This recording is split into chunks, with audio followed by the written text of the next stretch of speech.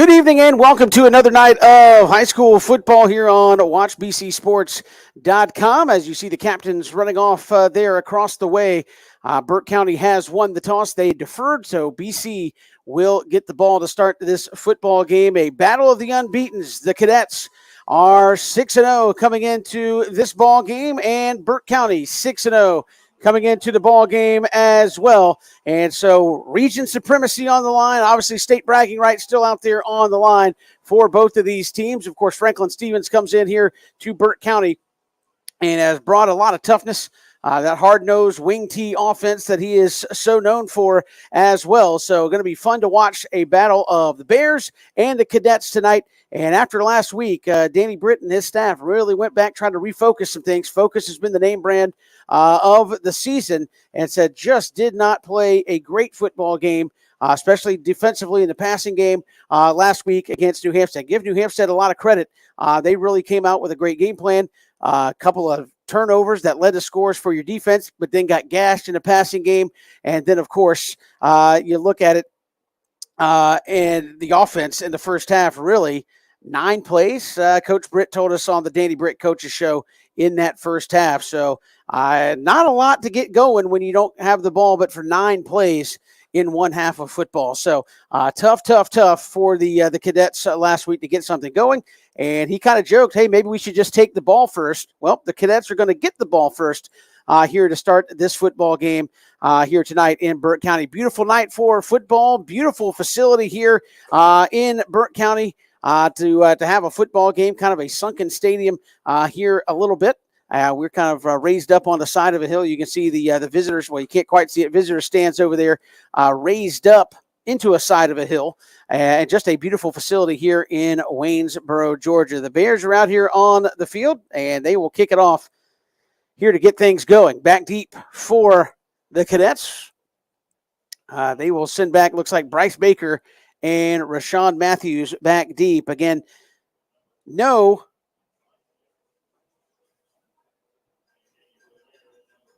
cornerback you are missing, Zach Maxwell this week. Bryce Baker dinged up a little bit late last week. He'll be out there, and they should have Jeremiah Thomas there on the inside. But we are underway and ready to go here from Burke County. And Bryce Baker's going to take it there at the 10, 15, 20, 25, 30. He finds a hole, 35, 40, 45, 50. There goes Bryce Baker. Here he take it all the way, cuts back to the far side and down. What a start for BC. Right out the gate, Bryce Baker takes it from the 5 all the way down to the 15 where they're going to mark it. So great field position here for the Cadets, and much like the defense did it for them last week, they are in great shape here to get things going here in the first quarter. Just 11:47 to go here in this one in the first quarter. So Cadets, chance to get off to a great start here against Burke County. Put the Bears on their heels early. What a statement right out of the gate. Bryce Baker taking that one all the way inside the red zone there for Benedictine. Luke's going to keep it himself off the right side. Down inside the 10 he'll go. They're going to give him a gain of about 7 on first down, so it'll be up second down and about 3. LaDon Bryant here to the near side. And now they'll run Rashawn Matthews off the left. He'll tuck it inside. Looks like they're going to mark him short on the far side by about a yard. Bring up third down and 1.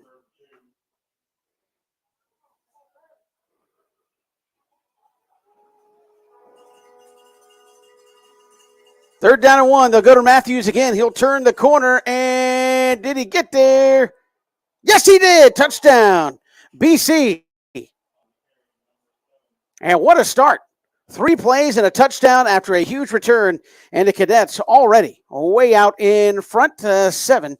That's how they wanted to start. A much different tune than last week for BC, where the offense, that was all the plays they had it the entire first quarter last week, and they take those same 3 and go right down the field and put one in the end zone. Point after is up and good. Cadets lead it 7-0, 10:59 to go here in the first. We're coming right back here on WatchBCSports.com. Bowtie Barbecue has always been a work of passion. It takes time, skill, and a blend of perfect temperature, wood, smoke, and meats. We just took it up a notch. Taste the passion. Bowtie Barbecue, 6724 Waters Avenue, Savannah. County, that was fast. 1 minute and 1 second is all it took for BC to get on the board. A huge return on the kickoff by Bryce Baker, and then 3 plays from about 17 yards out. And the Cadets are on the board. So now, let's see how Burke County responds, see how BC comes out defensively with a little bit of bolt here early. And you know you're going to see a huge dose of that wing T from Burke County and Franklin Stevens, who's been kind of known for that ever since he was coming out with Jeff Heron there at Camden County. BC fans familiar with it at Lamar County. Went to Tucker, had a lot of success. And he has found his way here to Waynesboro. Here's the kick. Going to come down about the 8-yard line. And now some busted coverage on the kick for BC as well as into BC territory. And that was Strickland, the kicker. Or Ferguson, the kicker, making a touchdown saving tackle just into BC territory. So kick coverage for both teams, not great here to start the football game. And again, great field position here for Burke County. And you're going to see a lot of wing T principles here from Burke County as they send out Sean Vandiver. He will be the quarterback here for the Bears. And somebody moved and didn't get set, and now they're going to throw the flag. So back the Bears up. I'll make it 1st and 15. Also push them back into Burke County territory as well.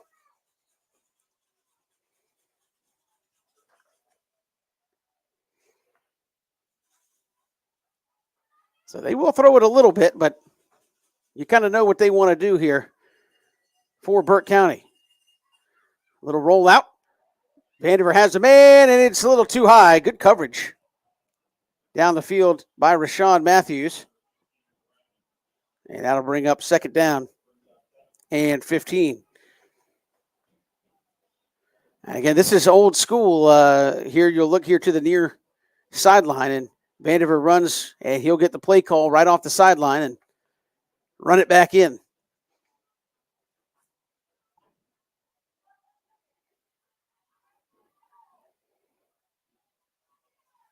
So 2nd and 15 here for Burke County.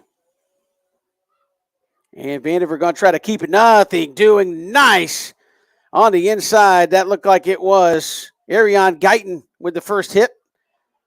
Number 18. And I'll back him up a little bit more. It'll be 3rd and about 17. So BC's got him going the wrong direction. It'd be nice to get a 3 and out. Get the ball back and put that offense right back out on the field.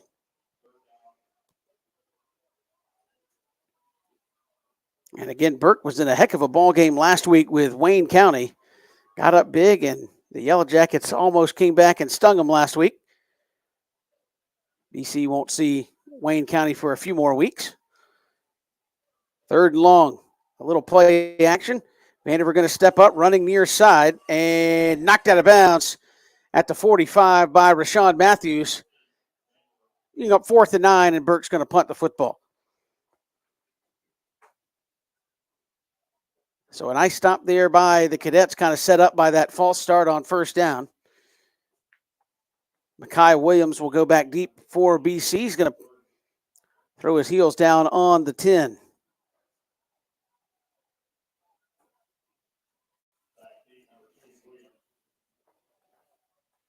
So a great stop here early by Benedictine. Oh, it's a high snap. It's going way back inside the 30. Punt's going to come off and be short. Take a BC checkup and downed at the 44 of Benedictine. So what a wonderful turn of events for the Cadets. Huge kickoff return. Now a special teams mistake by Burke County as a snap over the punter's head. And Blake Burden had to chase it down and got one off, but it's about where Burke County started that drive.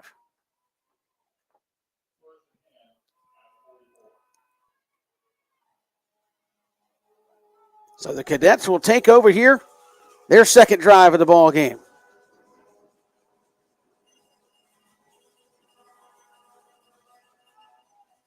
Luke looks near side, finds him underneath.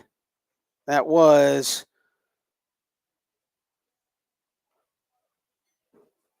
number 14, Bubba Frazier.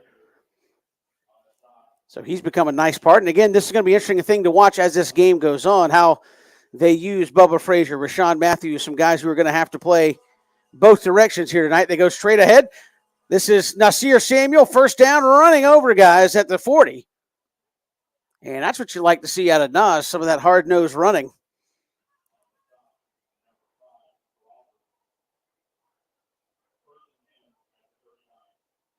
So first down and 10 here for BC.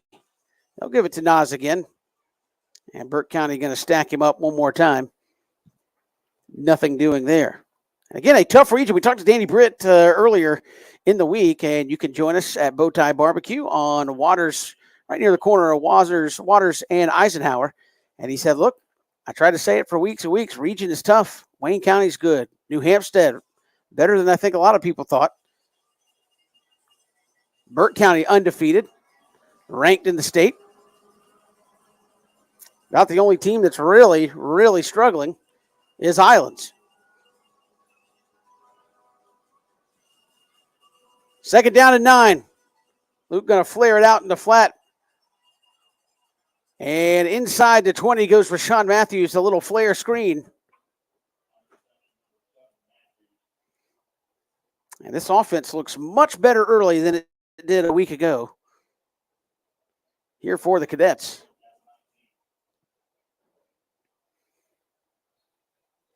And now what do we have? Timeout called for by Franklin Stevens. And Burke County wants to talk it over. We'll step aside here quickly. You're watching BC and Burke County on WatchBCSports.com. You know, Christian, after a day of the hottest sports in town, sometimes you just gotta unwind. Yeah, Kevin, and the perfect place to do it, Cool Vibes Pizza and Wings. That's because Cool Vibes offers delicious pizza, wings, sandwiches, and salads, all with a Jamaican Caribbean island twist. And the atmosphere is 100% kicked back. No worries, man. Plus, they're the home of the Oxtail Pizza. Cool Vibes Pizza, 4501 Montgomery Street, Savannah. That's coolvibespizza.com. Cool with a K. Come on and unwind at Cool Vibes.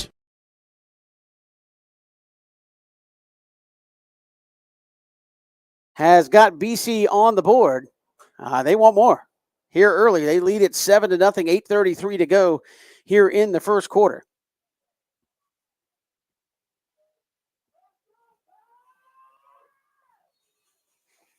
And that took a minute and 1 second. And now the Cadets have it down inside the 20 once again. It'll be 1st and 10 coming out of this timeout. I don't think the Bears expect this. And BC fans got to be liking what you're seeing out of this offense early. Here's a give.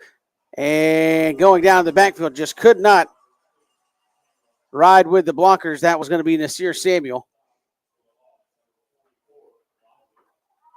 Give Burke a little credit there.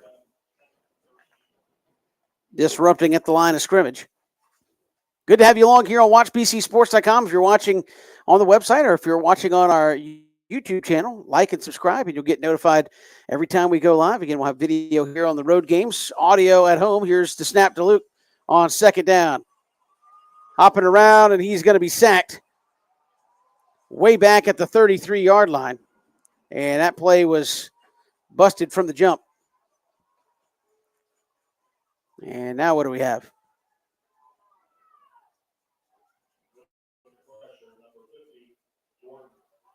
So again, like and subscribe to the channel. When we have the Danny Brit Show, you'll get that notification, or when we go live for football on Friday nights. You'll get that notification to join us as well. We're glad you're making us a part. Thanks to Cool Vibes Pizza. We'll have the player of the game coming up, brought to you by Cool Vibes Pizza, also Bernard Williams Insurance. And they help us bring you the halftime show as well. While we're discussing things here, what do we have? No flag on the play. They wave it off. It'll be 3rd down and 12. BC Athletic Association would love to have you be a part of the Athletic Association. Go to thebc400.com for more information on all the benefits being a member of the BC Athletic Association brings with it. 3rd down, we'll call it 13 here for Luke Crowenhawk and the Cadets. They'll give it on the end around. This is Bubba Frazier trying to turn the corner. He will inside the 15, 10, 5. Down inside the 5 at the 3. That'll be enough for a 1st down. And again, you got to like the way Frazier, Nasir Samuel, and some of these guys run the football. Very, very patient. And they'll sit there and patiently run behind those guards and tackles until they can get that corner turned. So 1st and goal here for BC, 7:30 to go in the 1st.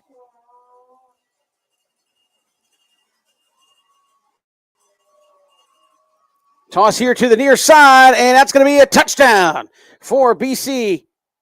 Around the right side, Rashawn Matthews, another touchdown. That time a 3-yard run. And BC is on the board 13-0.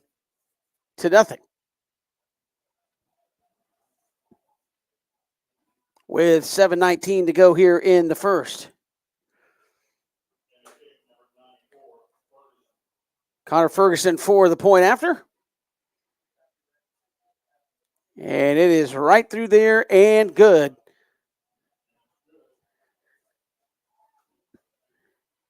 And BC leads it 14-0 with 7:19 to go. We're stepping aside once again here on WatchBCSports.com.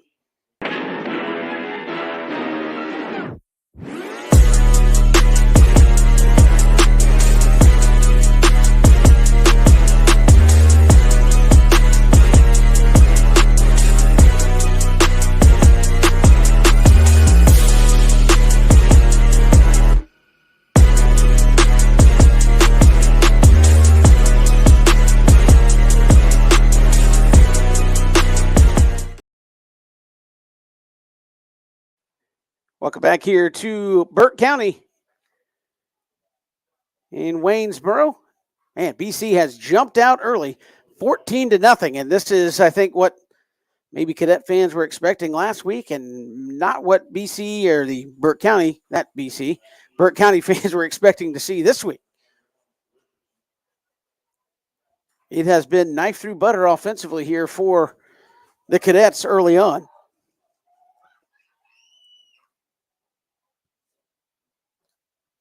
Connor Ferguson will kick it off here for the Cadets. Let's see if he finds the end zone.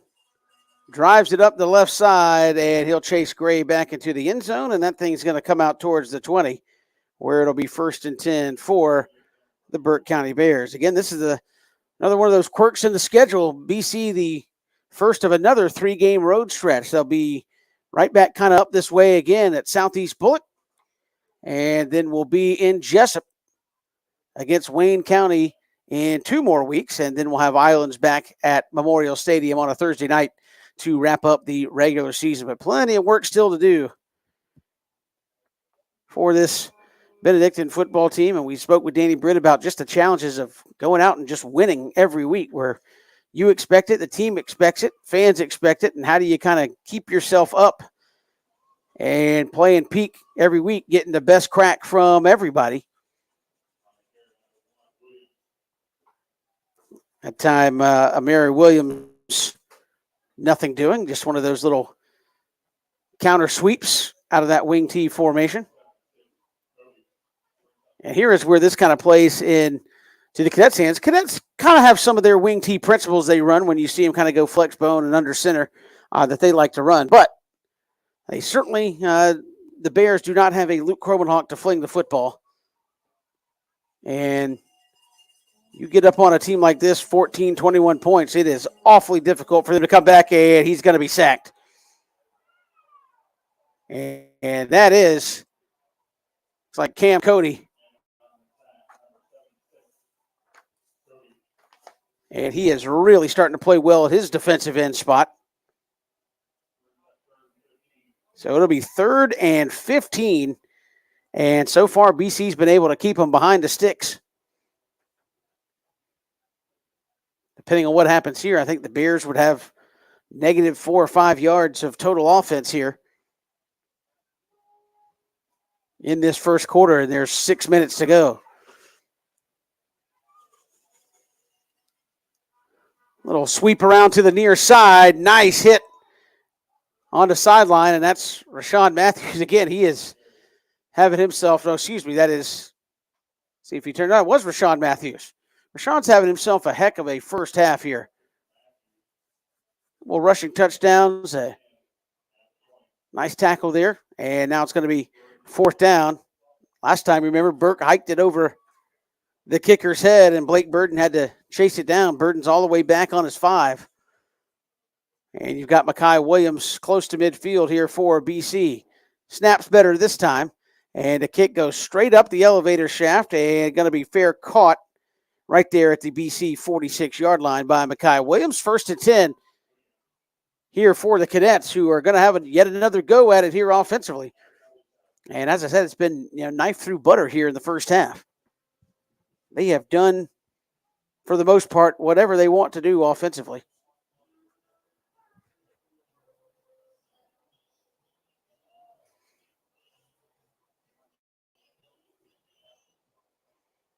And right now they have, I think, shell-shocked Burke County here. Again, one of the other undefeateds here in the state. 6-0, just like Benedictine. And the Cadets have jumped on them. So 1st and 10 from the BC 47.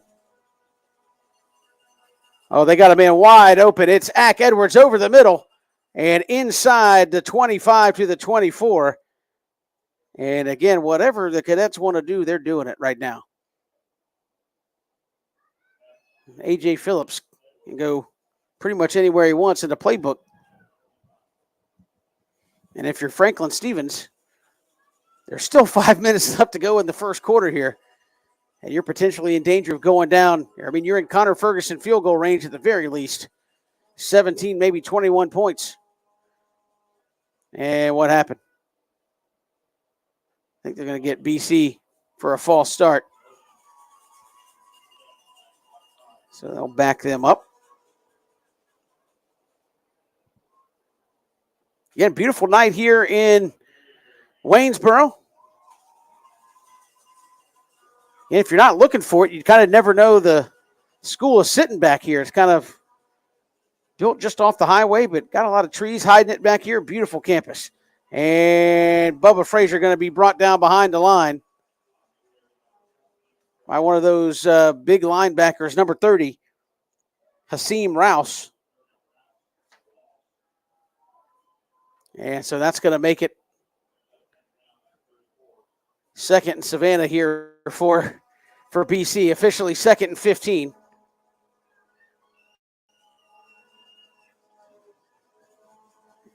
And Luke's looking. He's going to pull it and go right up the middle. Oh, he laid the wood there on number 44. That's Brandon Lively, the middle linebacker, and leaned it forward back near the original line of scrimmage. Going to be 3rd down and 10.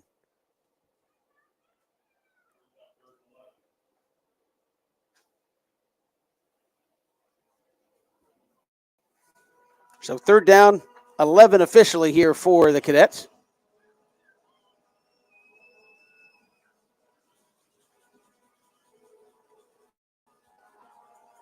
Here's Luke Cromenhawk in a shotgun. 3rd and 11 for BC. 3:27 to go here in the first.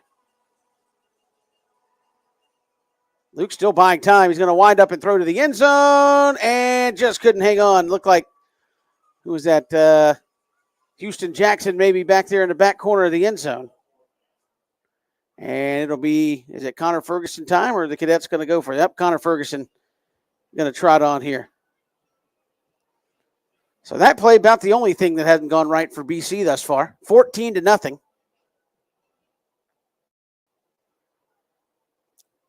And out of the hold of Houston Jackson will be Connor Ferguson. Officially will be a 43-yarder.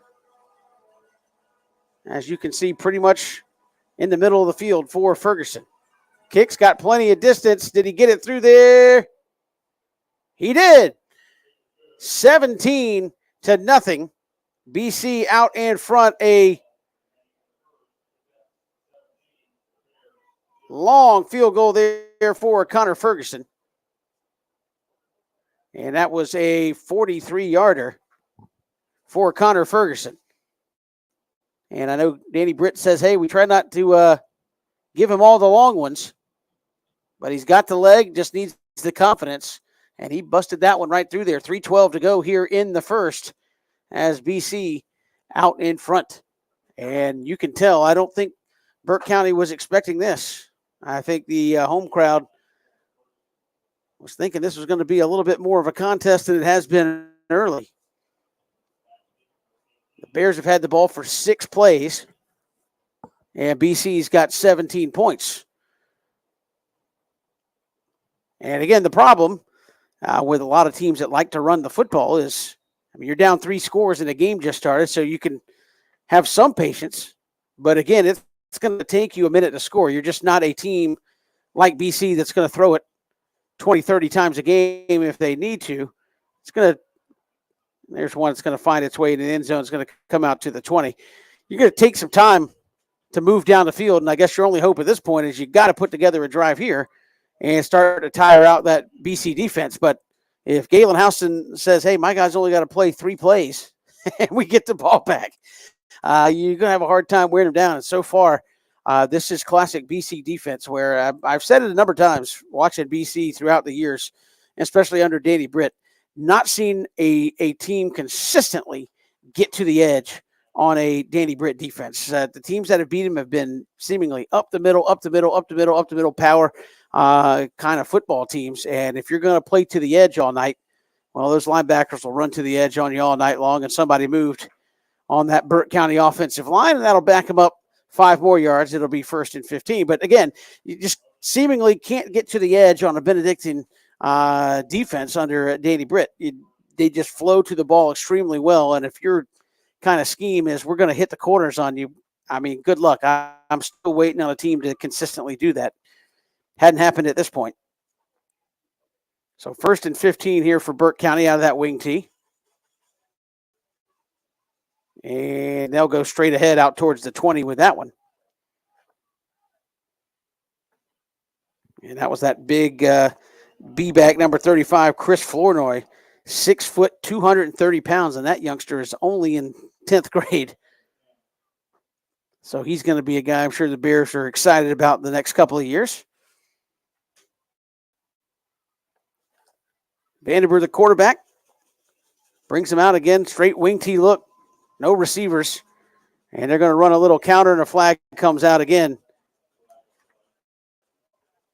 And it's a false start against Burke County. So kind of your own worst enemy again. Everything's gone wrong, and when you have had opportunity, the Bears have been their own worst enemy. And, hey, if you're BC, you've been taking advantage of it.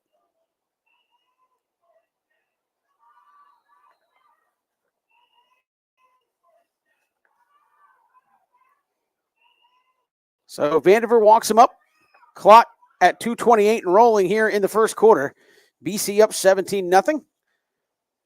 And here's a little counter and nice open field tackle. Rashawn Matthews holding his edge and dropping down Bruce Ratkins.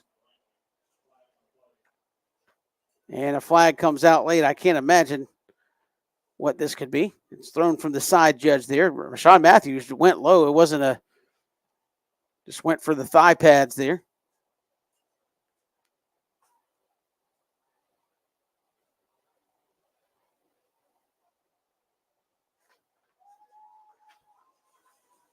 Looks like it's going to go against BC.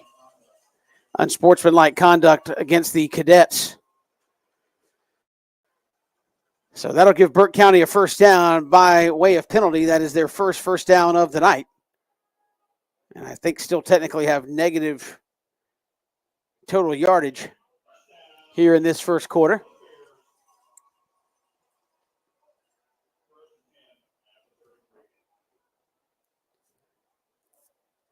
So now the Bears go to a shotgun look, 5 wides. And Vanderveer, a design run. Oh, my goodness. He got absolutely laid out. And as your all-time leading tackles guy, Wilkes Albert, just came right through there. And I don't know if Vanderveer wants him to call that play again. And Wilkes got the requisite number of tackles. They kind of officially totaled it up after the ball game last week. And Wilkes is the career tackles guy, over 380 now. The record was 382. Wilkes, every one he gets, just goes farther and farther past setting that mark. Here's a throw, a little too high and incomplete. And that will bring up 3rd down and 9 here for Burke County. So I know folks have talked about Wilkes and his accomplishment. Wilkes has played a lot of football. 14 games as a freshman, 15 games as a sophomore, 15 games as a junior, and obviously BC folks would like for him to play 15 games again here as a senior, and if he does, that's 59 games as a high schooler. That is a lot of football for that young man. There's a number of guys in the senior class that have been out there and played just as much. Luke Kromenhoek's been another one of those guys. 3rd down and forever. They go straight ahead. Larson Little going to stand him up first. And nothing doing. It'll be 4th down and about 7, and Burke County is going to punt the football. So you think about the contributions some of those guys have been able to do that have been out there since they were freshmen. Bryce Baker, Wilkes Albert's played a lot. Luke Kromenhoek has certainly played a lot, although obviously he is specifically offense now, but up until it was his time, played on the defensive side of the ball as well. High hanging punt, and going to be fair caught at the 29 by Makai Williams, and BC will take over there. 55 seconds to go here in the first. BC leading at 17-0. And if you're just joining us and haven't been able to watch, BC's done kind of whatever they wanted to so far here in the first quarter. A big 80-yard kickoff return down inside the red zone to start the game for Bryce Baker. BC puts it in 3 plays later. Get 3 out on Burke County, go right down the field again after a bad punt and put another touchdown on the board. And then on their last drive, drove down and kicked a field goal off the leg of Connor Ferguson. So the Cadets got that offense rolling and a chance to do even more here with 55 seconds. Luke looking. He'll dump it here near side. And Ack Edwards going to keep his feet and get pushed out of bounds. Maybe a yard there. Be 2nd down and 9.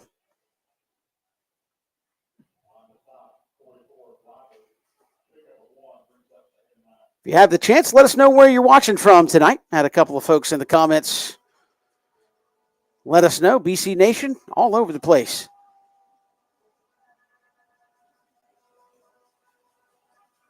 It's always good to know where fans of the Cadets are tuning in from. So go to the comment section. Let us know where you're watching tonight. 2nd and 9, design run here for Luke around the left side. And he'll get across the 35 to the 36. And this will bring up 3rd and manageable. Call it 4. And that'll do it for the first quarter. We'll march to the other end, and we're coming right back here on WatchBCSports.com. When it comes to blocking all the obstacles that life throws your way, let Bernard Williams and Auto Owners Insurance help you dodge the hits, analyze the playing field, and run the ball all the way home. We shield you so you can have peace of mind when it comes to auto, home, life, or business insurance. As one of the oldest and most respected independent insurance agencies in the Southeast, we know what it means to stand behind the people we protect head on. We also know that every play needs a plan. And if you're running with the best of them, you need the experience of a company that's been around since 1934. Burnett Williams and Auto Owners Insurance proudly support our players and coaches because we know what it takes to build a winning team that you can count on when the game gets rough. Burnett Williams Insurance and Financial Services. Trust in the power of the Shield since 1934. For more information, go to thepoweroftheshield.com.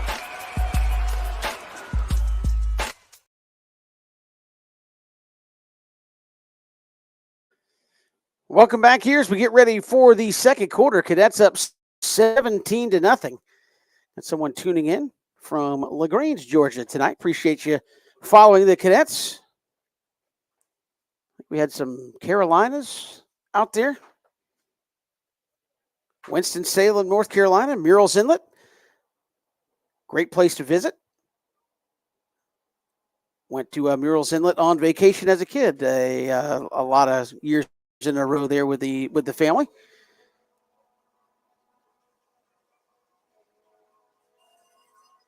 So it'll be 3rd down and 4 as we get things started here.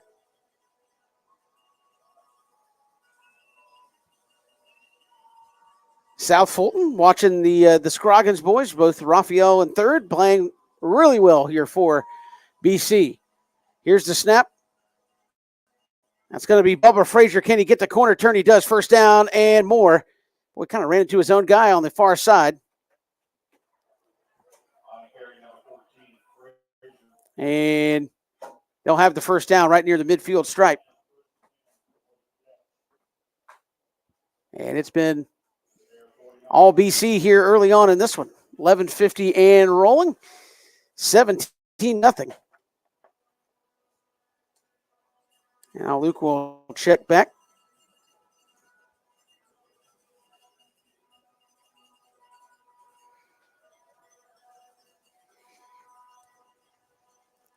First and 10, they're just in Bear territory. Near side, this is going to be Frazier. And can he turn it? And no, he'll dump inside the 45 to the 44. Nice run there after the catch. And Frazier's one of those guys where he's kind of that next speed guy, if you will, for BC.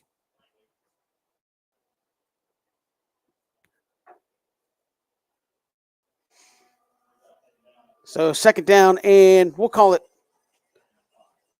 5 here for the Cadets. Inside give, and that's going to be DeBerry Green. He's going to be close to the 40, call it about 1.5 yards short.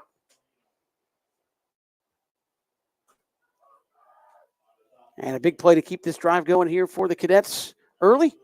As again, offensively, what a change from last week where it was spitting and sputtering to get it going. It's been a well-oiled machine for the most part right out the jump.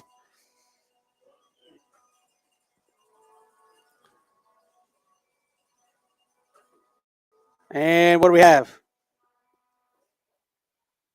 Franklin Stevens wants another timeout. His 2nd of the first half. We'll step aside. 10:20 to go here in the first half. BC up 17-0.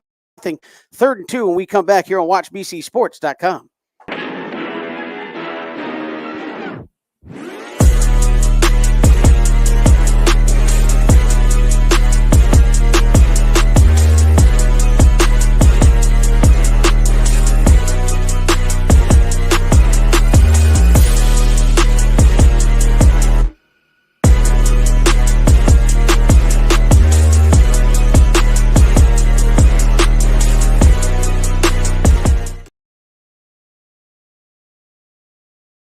Burke County, 10:20 to go here in the first half, 17-0.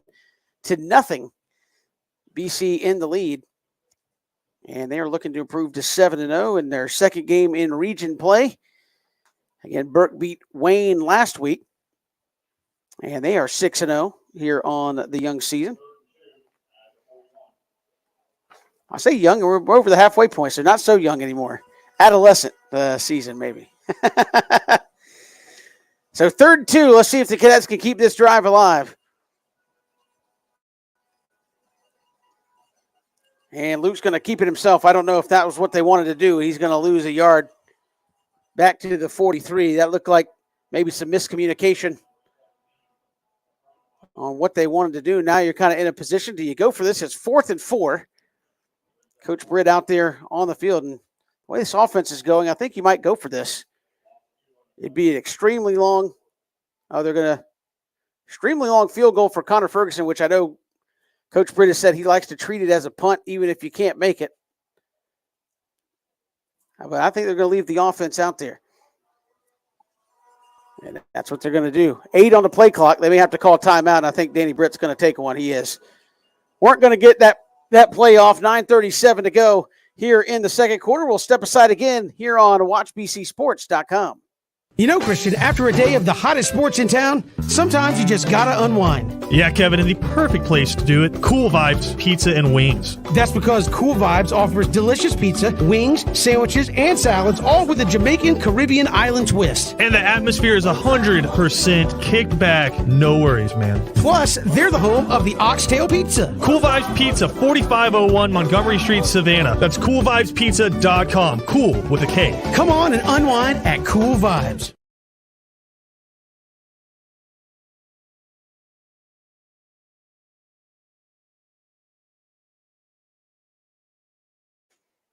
BC up 17-0, and BC's got a timeout to talk this one over on 4th and 4.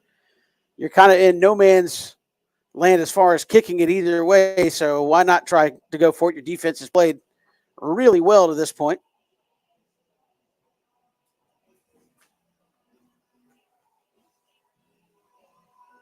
So a big play early in this ball game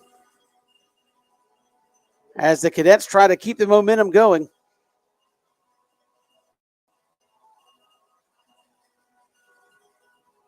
Here on 4th down.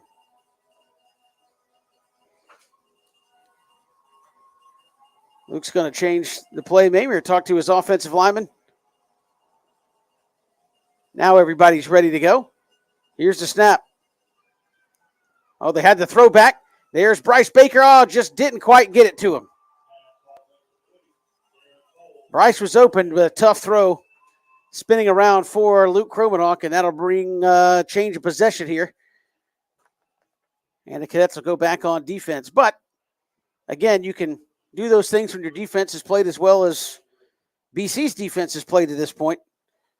And they have not allowed the Bears to do much of anything at all in this ballgame. So, again, the beauty of being up 17 on a team that likes to run wing tees, they don't do a whole lot in a hurry. And that is played into the Cadets' defensive favor here in the first half. And now a little trickeration. The Cadets are there, but oh, what a play by the running back Williams. Hurdled a man up near midfield. They'll mark him short of the first down at the BC 49. It'll be 2nd and 2, but I thought the Cadets had him bottled up here on the near sideline, and he managed to make a little something happen.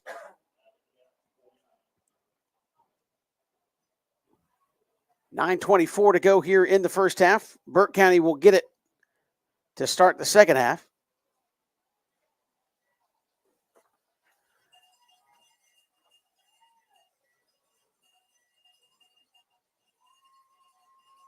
This is Vandiver. He'll keep it. Nope, give it straight ahead. And Jeremiah Thomas and company, not going to let that happen. Cam Cody and others. And nice to see Jeremiah back out there this week. Did not play against New Hampstead last week, and you miss his big body out there. They had to shuffle a lot of guys down with his absence, but good to see him back out there.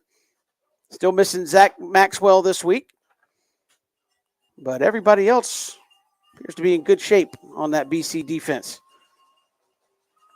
3rd down and about 1.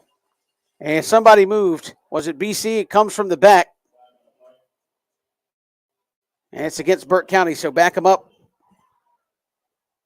And I think that's about the 3rd or 4th false start penalty on Burke County tonight. So for as well as BC has played, Burke has spent their fair amount of time going backwards with false starts.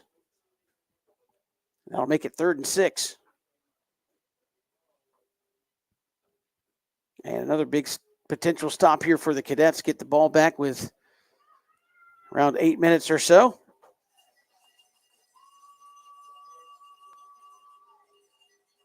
They're going to counter right inside. Cadets read it well, a little extra push, and now the gray helmets swarm in there, and he's going to be marked dead at the 50-yard line. That'll bring up 4th down, and now Franklin Stevens again. Wing T offense, do you go for this here early? Your offense hasn't done a whole lot, and it looks like they might. They have not tried it on the kick unit yet. Yeah, they're going to go for it. Nope, here comes the punter. They'll bring on Blake Burden. And you're at that midfield stripe. Do you watch for the fake here potentially as well? And Mekhi Williams will drop back to the 15 or so of BC. Good snap. Kind of a line driving kick is going to take a Burke County roll right into the arms of Mekhi Williams, who falls down inside the 10. And so BC will have the long field to go here with 7:24 left to go here in the first half. Again, you're not a member of the BC Athletic Association. My first question is, why not? My second thing would be to say, go to the BC400.com and find out why you should be, and all the benefits of becoming a part of the Benedictine Athletic Association. 7:24 to go here in the first half. Cadets stymied on their last drive. Let's see how they bounce back.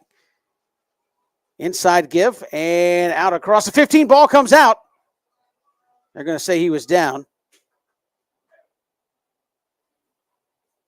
And that was DeBerry Green on the run. He'll come out. And they'll put Nasir Samuel back in there.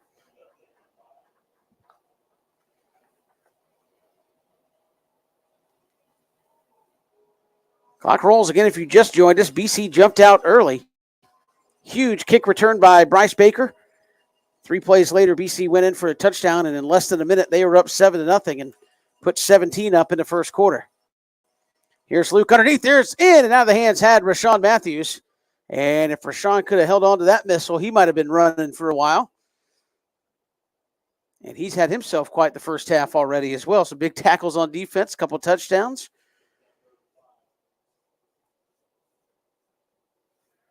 And it's 3rd down and 5. Let's see if they go right back to that. Rashawn had a step there.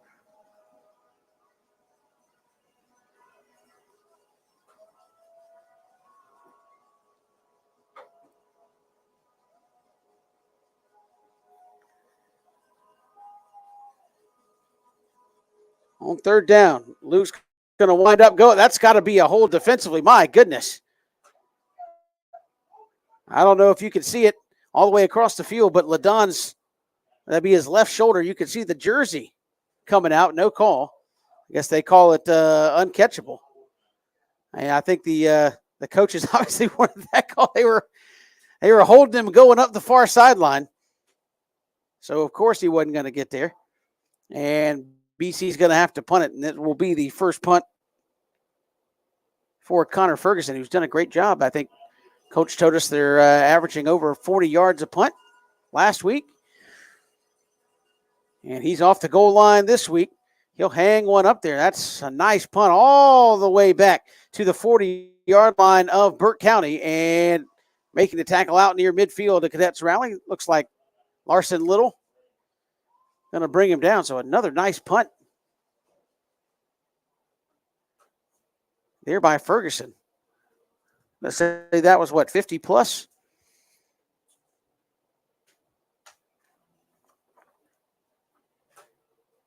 So he really continues to play well. 6:25 to go here in the half.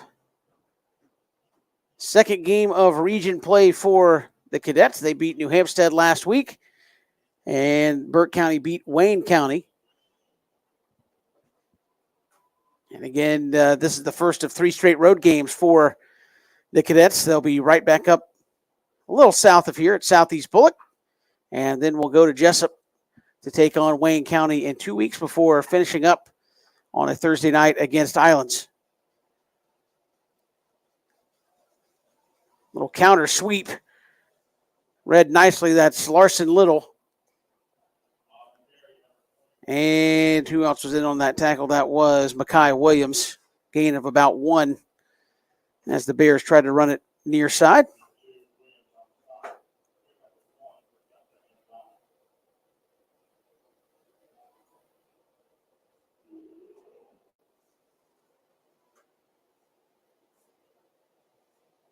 Clock rolling inside, 6 minutes to go here in the first. And off the right side, and breaking through is Williams. He'll race up the right sideline and make a man miss inside the 10 and rides Mekhi Williams into the end zone for a touchdown. That's a 49-yard touchdown run for Amir Williams. And that gets Burke County on the board. And that was just straight power that time by Burke County. 49 yards just off the right side.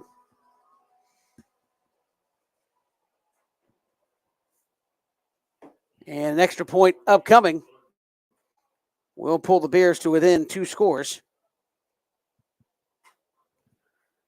And the point after is up, and it is good. 17-7, our score, 5:39 to go here in the second quarter. And you are listening or watching BC and Burke County on WatchBCSports.com.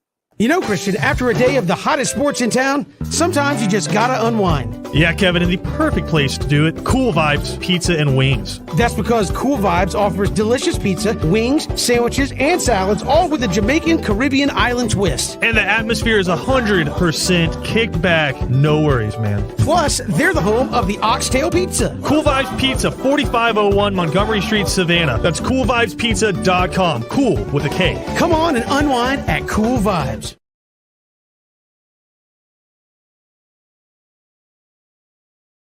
County has got them on the scoreboard. 5:39 to go here in the first. 17-7. Reminder, after the game, we'll have the Coach's Corner post-game show. Coach's Corner, place to be on a Saturday. College football galore. You got Georgia and Kentucky tomorrow there at Coach's Corner.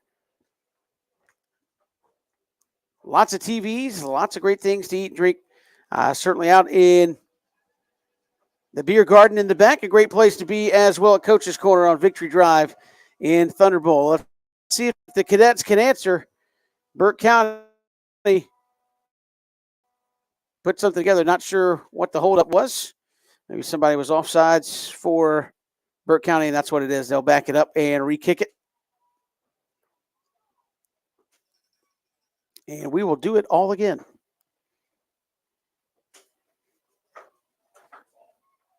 So the Cadets have been good all season long at answering. Seems like when a team kind of gets some momentum, they've done a great job of taking it right back. And they had a couple of things open up on that last drive that maybe they go back to. I thought had LaDon going up the sideline was getting held, in my opinion. I think it's pretty clear when his jersey's going one way and he's running the other way. He had Rashawn Matthews over the middle on a slant, just couldn't hold on to it. So a couple of things that might be getting close to popping loose here for the Cadets.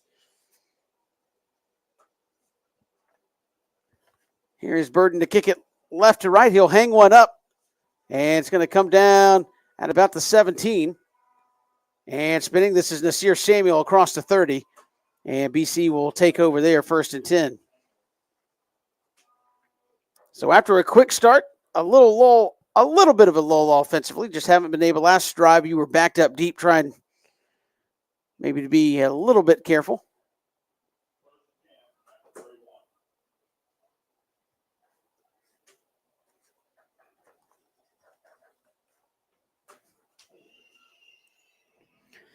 Beautiful facility here at Burke County. They've really done a great job. If you can't see it in the dark, but the school, really wonderful football stadium and a lot of other facilities off to what, if you could see it, would be your right on the screen.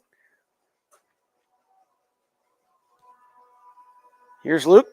They're going to go right back to it. They got Bubba Frazier wide open. He catches it 30, 25. He's going to take it to the house. You're not catching him. Touchdown. 70 yards, hook up. And what did I say about answering? There it is. 70 yards on one play to Bubba Frazier. And BC takes it right back. And those are the things that BC does so well because, again, Burke County, you drive, you scrap, you fight the entire half. You finally get on the board. Your fans get back into it. Boom, one play about, let's see, it's going to be 15 seconds, and you give it right back.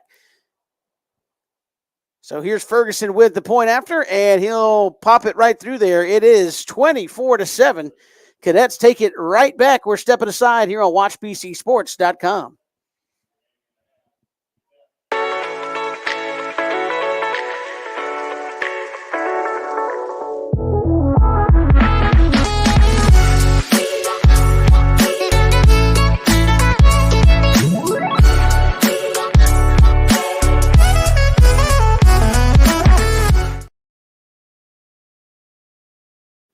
Welcome back here to Burke County, BC. It didn't take long. And they jumped right back on it, 24-7. 70-yard completion to Bubba Frazier, and nobody was going to catch him up the right sideline. And we talked about it earlier. Right before that drive, BC does a great job of answering, and they answered immediately within one play to take that momentum back. And now I would imagine a Connor Ferguson drive to the end zone might be in order. And make the Bears go 80 yards.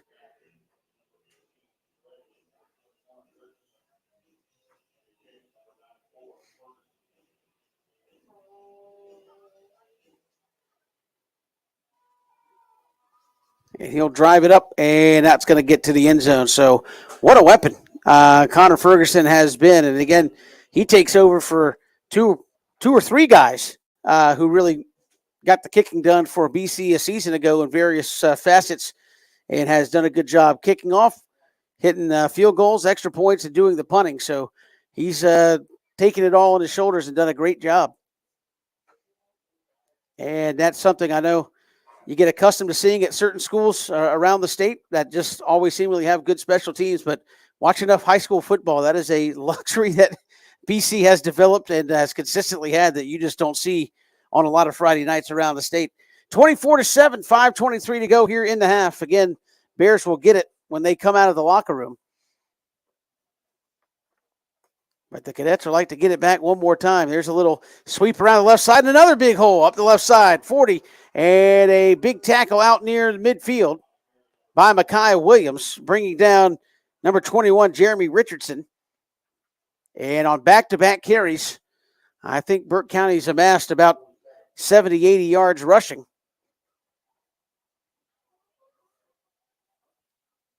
On just the last two plays where you've had them kind of bottled up for most of this first half.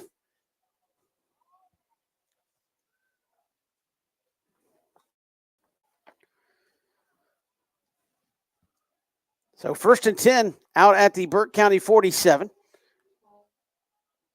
And that one going to get stacked up. Maybe a half a yard.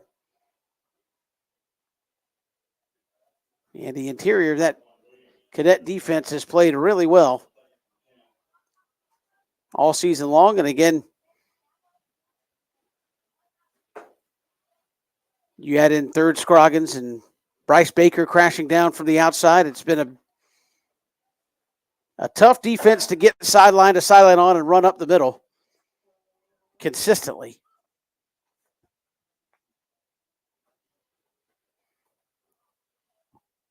.420 and rolling.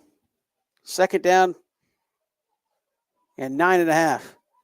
Here's a little play action from Vandiver. He'll come to your side, and it's caught and hit immediately. Just short of a first down. Micaiah Williams in coverage. Knocks down Rondarius Gray. So 3rd and short. As the clock rolls inside 4 minutes. Ball's on the 45 of BC. They need the 43 to get a first down.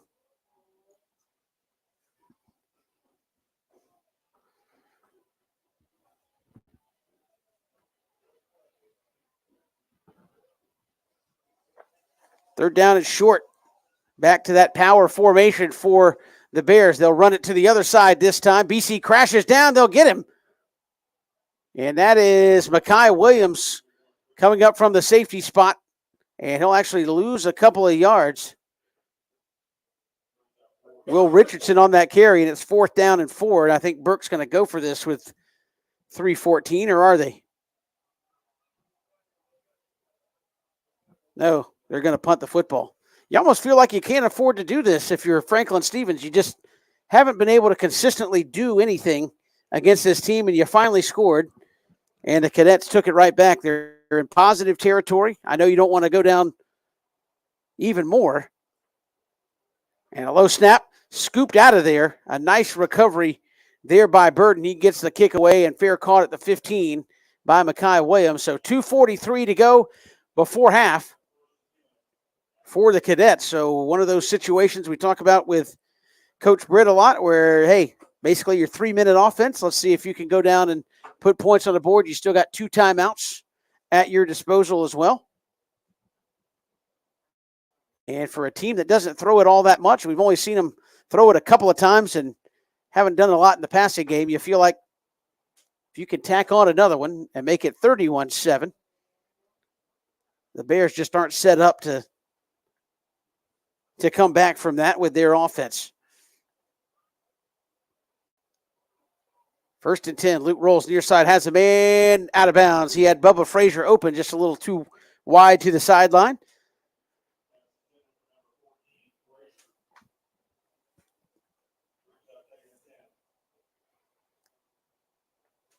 Thanks to Dave Moon for helping us out with the broadcast tonight. Also, Jack Holland, best in the business, throwing a helping hand with us up here in the booth.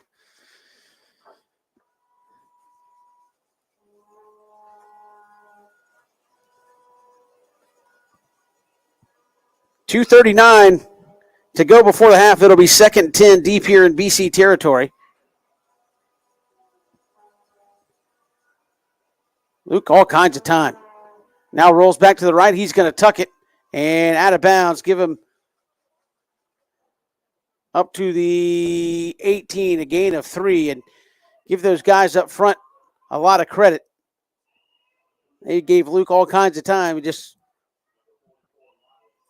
could not find somebody open downfield. 3rd down and 7. Clock stops with 2:32 to go. Again, like and subscribe to the channel here. WatchBCSports.com. You can watch it or go to the YouTube channel. Like and subscribe every time we have a broadcast, whether it be the game, Danny Brit show. You'll get that notification. You can hop on and enjoy it along with us. 3rd down. Luke rolls all wide open. Ack Edwards at the 35, 40. Can he make a man miss? Still on his feet out near midfield. And if you've watched Ack Edwards play over the last couple of years, if you know anything about that young man, he is not going to be easy to bring down. And it took 2 Bears that time to get him to the turf, and a 1st down up near midfield for the Cadets. 2:20 and rolling.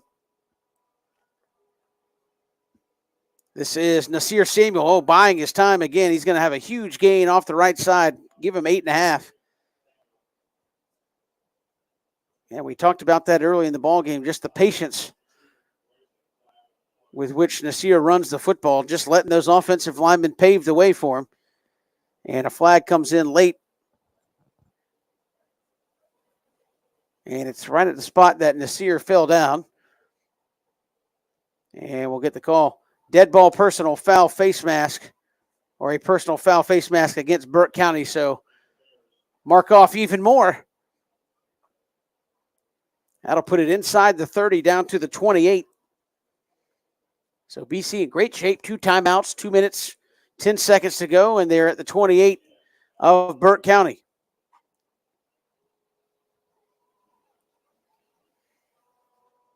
This will be straight ahead. Nasir Samuel inside the 25 to the, I'll mark him down at the 25. 2nd down and call it 7 here for the Cadets. They need the 18 for a 1st down. 1:45 and counting. Luke rolls near side with pressure in his face. Almost had LaDon Bryant streaking across the field. That didn't miss by much. So 3rd down and 7. You're in Connor Ferguson range for sure.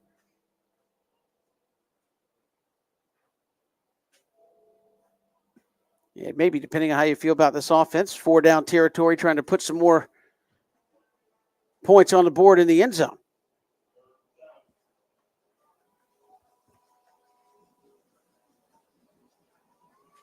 So here it is, 3rd and 7. Cadets will counter back here to the near side. Nasir Samuels got the corner turned at the 15. Moved the chains at the 11. And BC taking a page out of the Burke County Wing T playbook and running that little delayed counter. And Nasir Samuels got a first down. 91 seconds to go here in the half. BC still with 2 timeouts. And they can't get a first down at the 1. Here's Nas straight ahead, and he'll get down to the 1. That will be a first down. So give him 10, and it'll be 1st and goal for the Cadets. Clock should stop, but it's keep still rolling. That was a first down.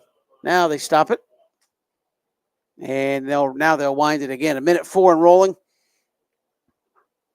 And now I think the Cadets might be content to, from the 1-yard line, let this thing get down under 30 seconds if they could.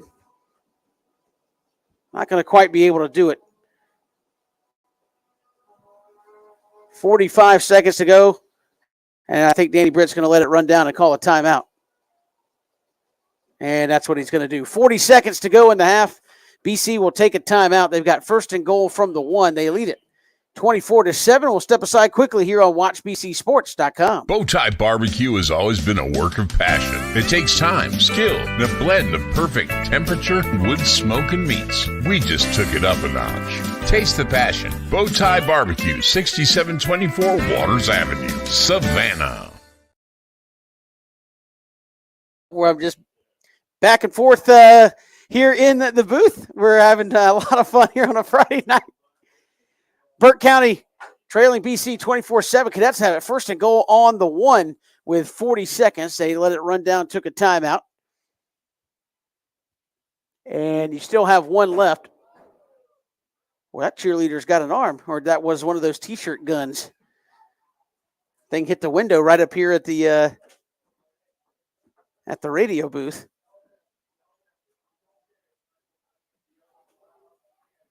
So BC's going to obviously try to punch it in here. If they don't, you don't have to hustle to get back up on the line. You've got plenty of time and a timeout if it gets to it. So you could probably stand to run it 3 times in a row if you wanted to and still have plenty of time to do that.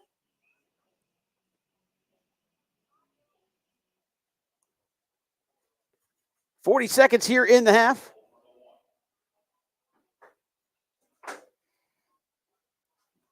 And they'll go with Luke straight ahead, and he's going to keep driving. He's in there, and there's the call. Touchdown, Luke Crowenhawk, 1-yard touchdown run, and tack on some more there for BC.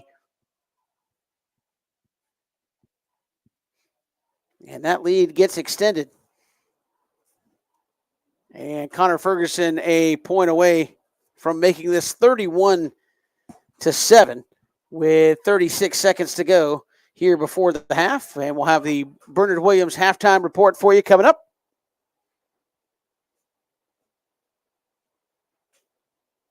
And snap, good hold that time by Houston Jackson, brought the high snap down, and Connor Ferguson punches it through 31-7. We're coming right back here on WatchBCSports.com.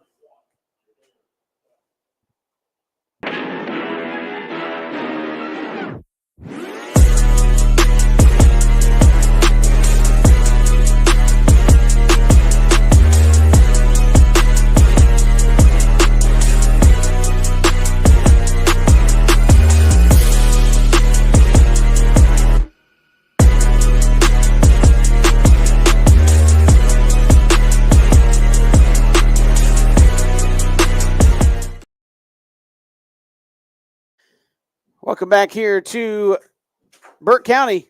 36 seconds to go in the half. BC has answered a Burke County touchdown with back-to-back touchdowns of their own, and it's 31-7. Bears will get the ball coming out of the half. So if Connor Ferguson does what Connor Ferguson does, and that's kick it in the end zone, I would imagine Burke might just kneel on it at the 20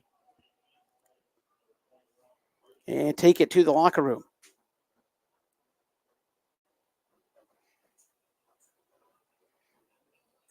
And kind of a walk for the Cadets to get back to their locker room. You have to walk up if you can't see it here on the broadcast, you kind of have to walk, and Burke County has to do the same thing, but their locker room behind the visitors stands as Ferguson going to kick it, and it will be right in the end zone, so it'll come out to the 20.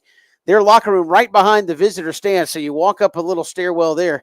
I believe BC's locker room, correct me if I'm wrong, is back over, so you have to walk up the hill in the right where you see the E in Burke. There's some stairs back there. You walk up there and back, and there's a building back that way. So a little bit of a longer walk for the Cadets to go enjoy the locker room. But otherwise, a wonderful facility here at Burke County. A excellent field. A lot of the turf that you see all across the country now, but a wonderful field. Nice stadium design. Selfishly, we like the broadcast booths up here. So 1st and 10 with 36 seconds. And somebody moved for Burke County. They're going to let it go, and Vandiver going to fight ahead. It was either offsides on BC or the left tackle moved. I don't know why there's no flag. It was clear as day. But I guess they're going to let it go into the half. And let's see if Franklin Stevens elects to even run another play. 13 seconds and running. And I think they're going to take it to the locker room. They'll get the ball first coming out of the half. BC leads it 31-7. We'll come back here with the Bernard Williams halftime report as the Cadets up big here on WatchBCSports.com. When it comes to blocking all the obstacles that life throws your way, let Bernard Williams and Auto Owners Insurance help you dodge the hits, analyze the playing field, and run the ball all the way home. We shield you so you can have peace of mind when it comes to auto, home, life, or business insurance. As one of the oldest and most respected independent insurance agencies in the Southeast, we know what it means to stand behind the people we protect head on. We also know that every play needs a plan. And if you're running with the best of them, you need the experience of a company that's been around since 1934. Bernard Williams and Auto Owners Insurance proudly support our players and coaches because we know what it takes to build a winning team that you can count on when the game gets rough. Bernard Williams Insurance and Financial Services. Trust in the power of the Shield since 1934. For more information, go to thepoweroftheshield.com. Bowtie Barbecue has always been a work of passion. It takes time, skill, and a blend of perfect temperature, wood, smoke, and meats. We just took it up a notch. Taste the passion. Bowtie Barbecue, 6724 Waters Avenue, Savannah. You know, Christian, after a day of the hottest sports in town, sometimes you just gotta unwind. Yeah, Kevin, and the perfect place to do it, Cool Vibes Pizza and Wings. That's because Cool Vibes offers delicious pizza, wings, sandwiches, and salads, all with a Jamaican Caribbean island twist. And the atmosphere is 100% kickback. No worries, man. Plus, they're the home of the Oxtail Pizza. Cool Vibes Pizza, 4501 Montgomery Street, Savannah. That's coolvibespizza.com. Cool with a K. Come on and unwind at Cool Vibes. Welcome back here to Burke County at the half. BC leads it 31-7 over Burke County as we recap some of the scoring here on the Bernard Williams Insurance halftime report. And things got off to a quick start. The opening kickoff of the ball game taken by Bryce Baker, 80 yards inside the 20-yard line. It took BC 3 plays and a 7-yard Rashawn Matthews touchdown run. And in less than a minute, it was 7-0. BC Cadets went and stopped them on a 3-and-out, got the ball right back, and a favorable punt after the Bears hiked it over their punter's head, a short punt, and the Cadets take it right down the field, less than 55 yards, I believe, and they find pay dirt again, a 3-yard touchdown run from Rashawn Matthews made it 14-0 with 7:19 to go in the first quarter. Then BC gets another 3 and out. They come back, they stall out a little bit, and Connor Ferguson gets the Cadets on the board again with a 43-yard field goal to make it 17-0 with 3 minutes and 12 seconds to go in the first half. Then things progressed here to the second quarter, and Burke County finally got on the board. A big 49-yard touchdown run from Amir Williams, a 5'9", 190-pound junior. They lined up in kind of that power T, I guess, formation that you call it, 3 back straight across the backfield there, and Williams turned the corner, followed his blockers, made a few guys miss, and actually carried a few BC defenders into the end zone. A 49-yard touchdown run made it 17-7.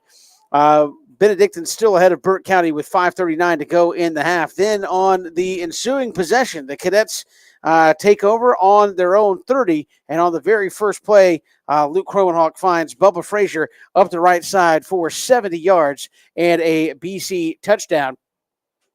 And that made it immediately 24-7. Cadets hold once again on defense, get the ball back with about 3 minutes to go in the first half. They drive right down the field, and with 36 seconds, Luke Cromenhawk dives ahead 1 yard for a BC touchdown. So Rashawn Matthews, a couple of touchdowns. Luke Cromenhawk, 1 rushing, 1 passing touchdown for the Cadets. And Connor Ferguson with a big 43-yard field goal to complete the scoring for BC. We are at the half here at Burke County. BC leads it 31-7. We'll come back and we'll have our Bernard Williams halftime report interview with Jack Holland, athletic director of the Benedictine Cadets. You are watching along here on WatchBCSports.com.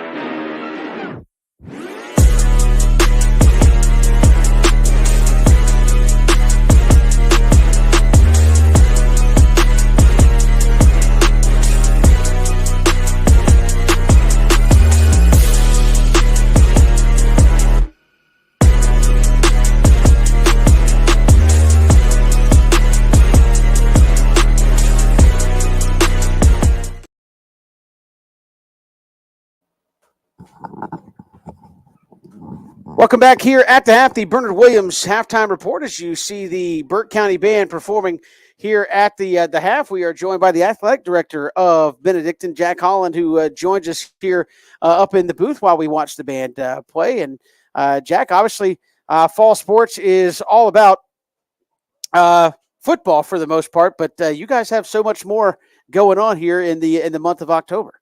Yeah, everybody thinks about spring sports. Everybody thinks about spring sports and being a very busy time, but right now we have 5 athletic teams competing right now. So fall can be just as busy at times as the spring. But yeah, football obviously off to a great start. 6-0, came out tonight.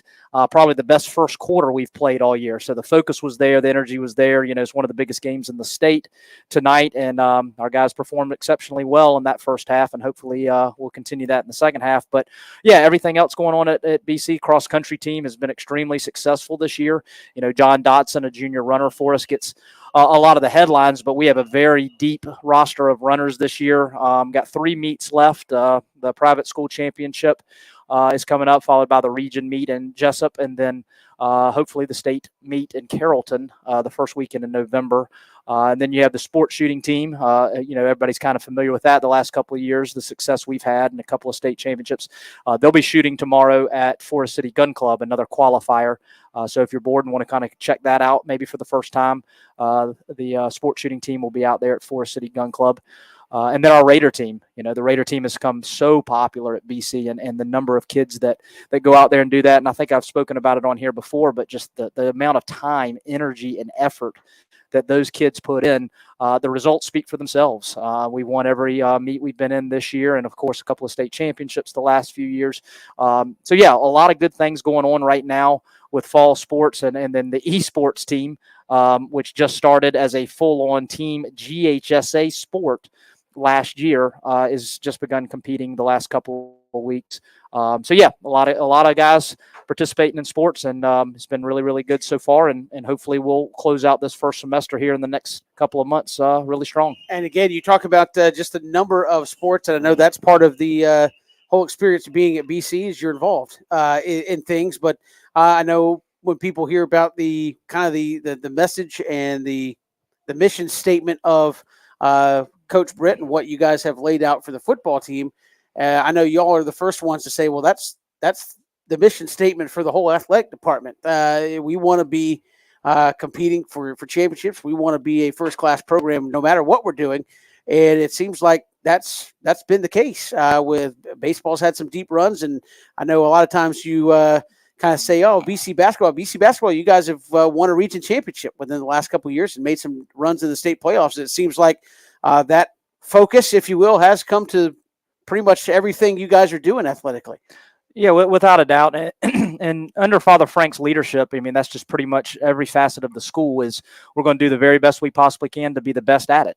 And whether that be academically in the classroom, our young men have done exceptionally well academically, SATs, ACTs, the universities that our young men have gotten into. And not only have they been accepted and gone, but they've done exceptionally well when they've gotten there. And then the JROTC department, which has been ever present at BC since Benedictine opened its doors, Colonel Steve Sir, having taken over a few years ago, has led that program exceptionally well.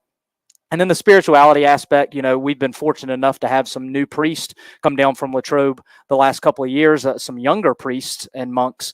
Everybody was extremely sad to see Father Ronald leave at the conclusion of last school year, but we have a lot of energy in the Priory. And again, it's all under Father Frank's leadership. Everything we do at BC, we want to do the very best we possibly can.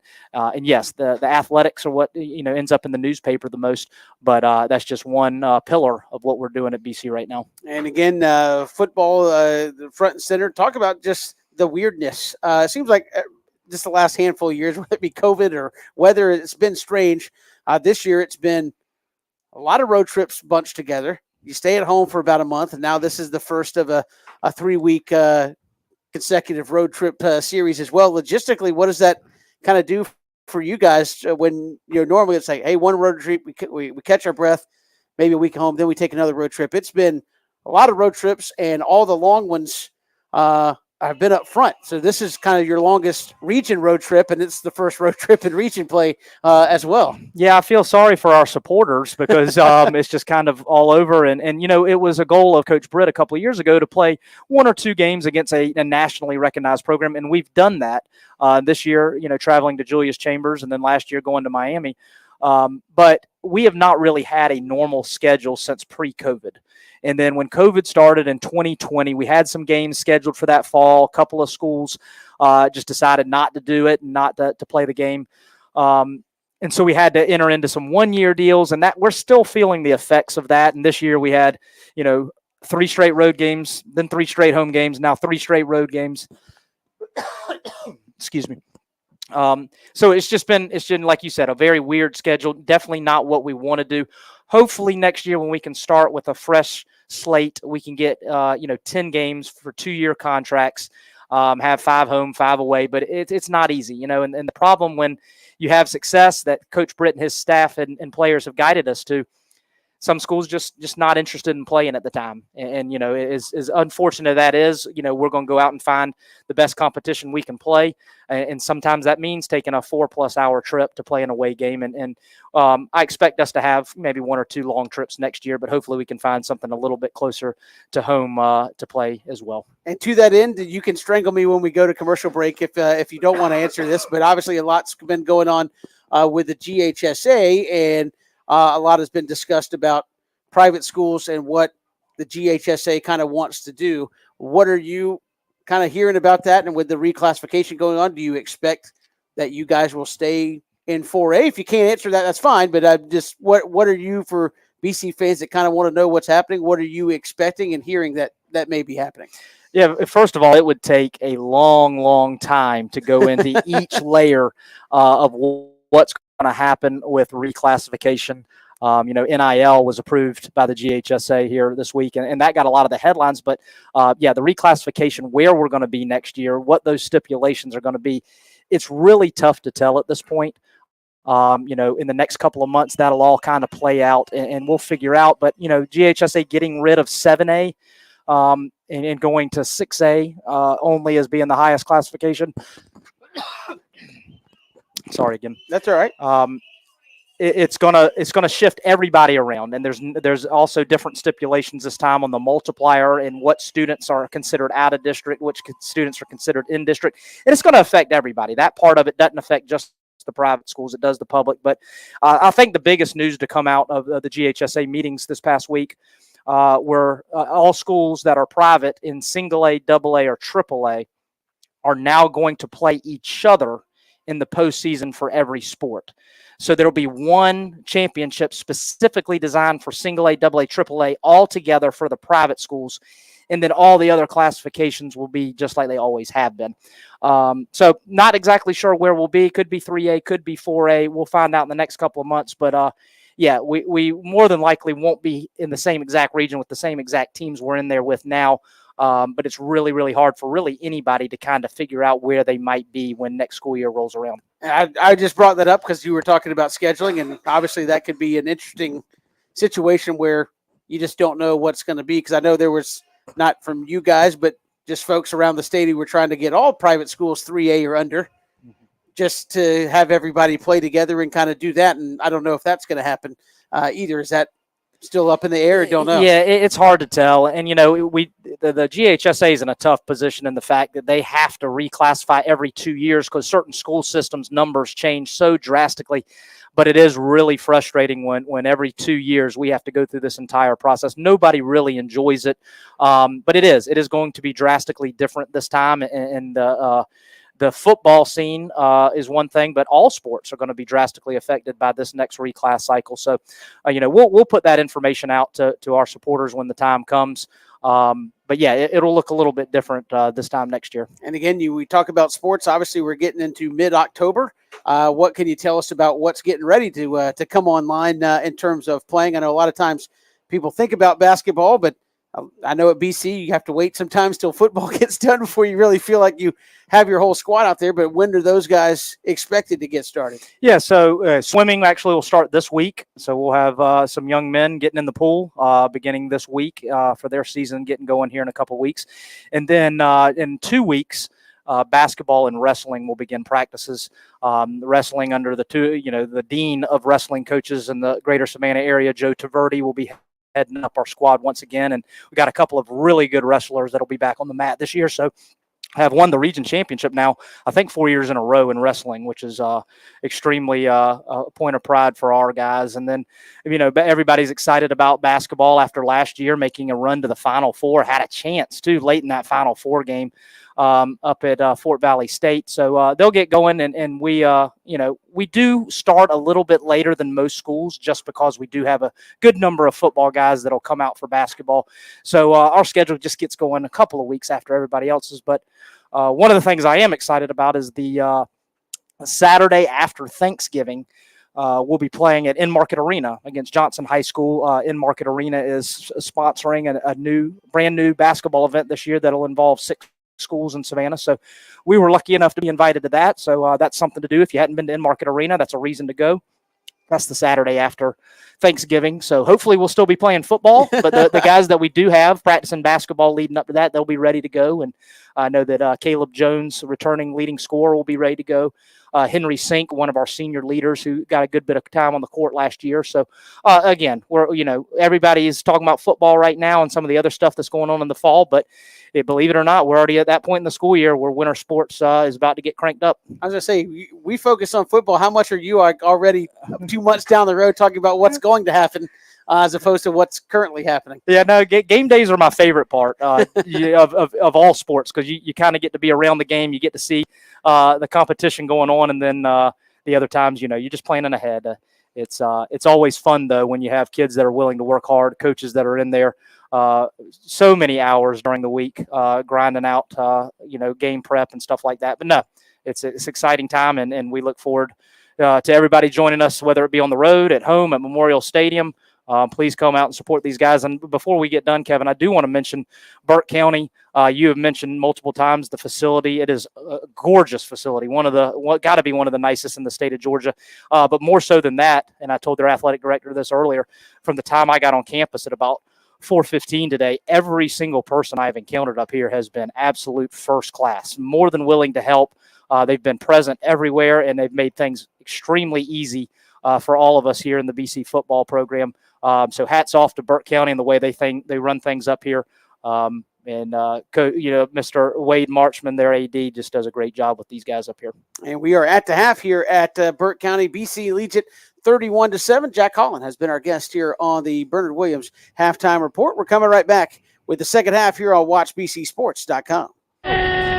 When it comes to blocking all the obstacles that life throws your way, let Bernard Williams and Auto Owners Insurance help you dodge the hits, analyze the playing field, and run the ball all the way home.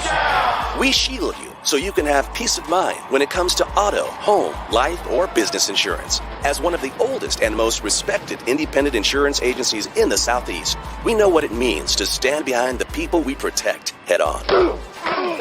We also know that every play needs a plan. And if you're running with the best of them, you need the experience of a company that's been around since 1934. Bernard Williams and Auto Owners Insurance proudly support our players and coaches because we know what it takes to build a winning team that you can count on when the game gets rough.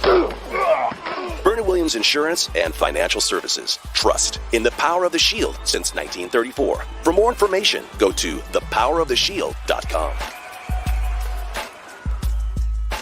Bowtie Barbecue has always been a work of passion. It takes time, skill, and a blend of perfect temperature, wood, smoke, and meats. We just took it up a notch. Taste the passion. Bowtie Barbecue, 6724 Waters Avenue, Savannah. You know, Christian, after a day of the hottest sports in town, sometimes you just gotta unwind. Yeah, Kevin, and the perfect place to do it, Cool Vibes Pizza and Wings. That's because Cool Vibes offers delicious pizza, wings, sandwiches, and salads, all with a Jamaican Caribbean island twist. And the atmosphere is 100% kicked back. No worries, man. Plus, they're the home of the Oxtail Pizza. Cool Vibes Pizza, 4501 Montgomery Street, Savannah. That's coolvibespizza.com. Cool with a K. Come on and unwind at Cool Vibes. Burke County, we're at the half. Just a couple minutes to go before we get this thing going. BC leads it 31-7. The Bears will get the football to start the second half. And again, BC with a stop here early could go a long ways to putting this one to bed, as again, Burke County runs that wing tee, and it's just going to be very hard for them to put together enough drives to get back in it here against the Cadets and give Benedictine a lot of credit. And we'll look to chat with Danny Brit at the end of this one. They have really looked like a much improved football team. Last week, we talked to him as soon as the game was over. He's like, look, we're not a good football team right now. Looks totally different here in this one. Jumped out early, big play right off the bat, and offensively have looked really, really good in this football game. Night and day, somewhat from the last couple of weeks where they've kind of taken a minute to get some things going there on the offensive side of the football. So, again, next week we'll be at Southeast Bullock for Southeast Bullock and BC for the third game of region play, and then Wayne County will be that third road trip we were talking about there with Jack Holland in Jessup before finishing up the regular season on a Thursday night against Islands there at Memorial Stadium. Again, we are at the half. Like and subscribe the YouTube channel, WatchBCSports.com. You can go there as well. But if you happen to be watching along on the YouTube side of things, like and subscribe the channel. When we have the Danny Brit Show on Thursdays from Bowtie Barbecue, you'll get that notification. Certainly when we go live for the football games, you'll get notified that we are rocking and rolling there as well. Final warm-ups taking place. We'll come back with that second half kickoff in just a moment. This is WatchBCSports.com.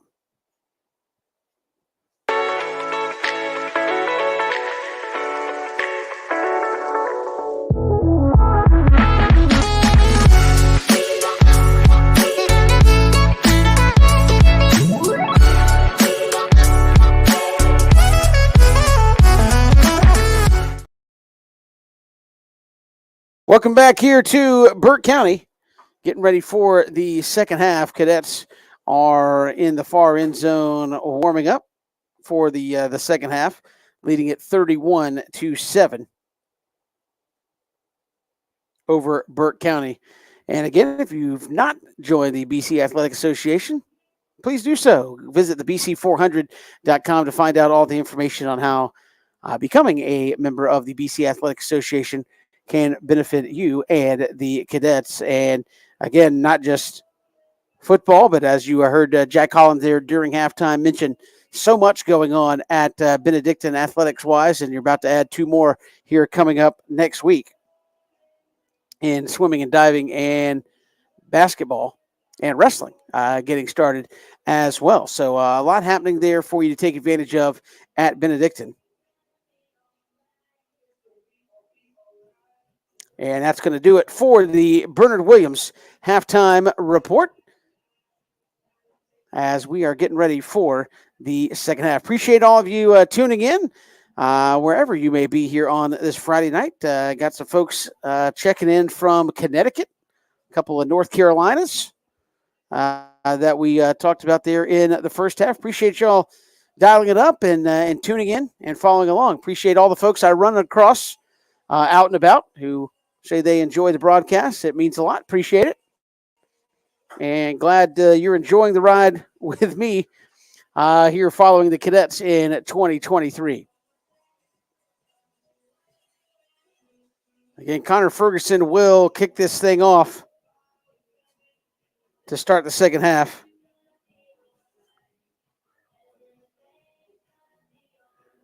As we talked about with Jack Holland, that is one of those things while we have a moment on a lot of people's minds, that reclassification and some talk about getting all the private schools in 3A or lower. Don't know if that's going to matter for Benedictine or not, but a lot of folks hopeful that the cadets will stay in 4A, where they've had a lot of success, and you can really go around the state and find some teams to challenge you Friday night in and Friday night out in some of your non-region games.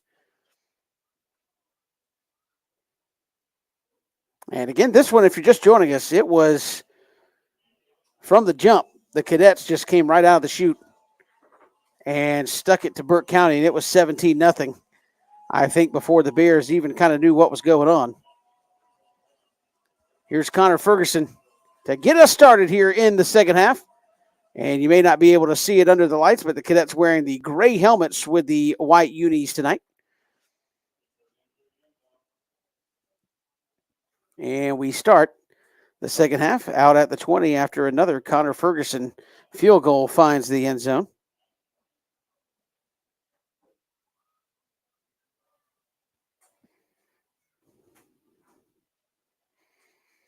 So again, Burke County running that wing tee. That's the Franklin Stevens staple. And again, you're down big here to the cadets. So first down, and they'll kind of run a little trickeration here to the near side. This is going to be Williams, and he breaks it up the right sideline and going to be shoved out of bounds. And touchdown saving tackle there by Andrew Trammell.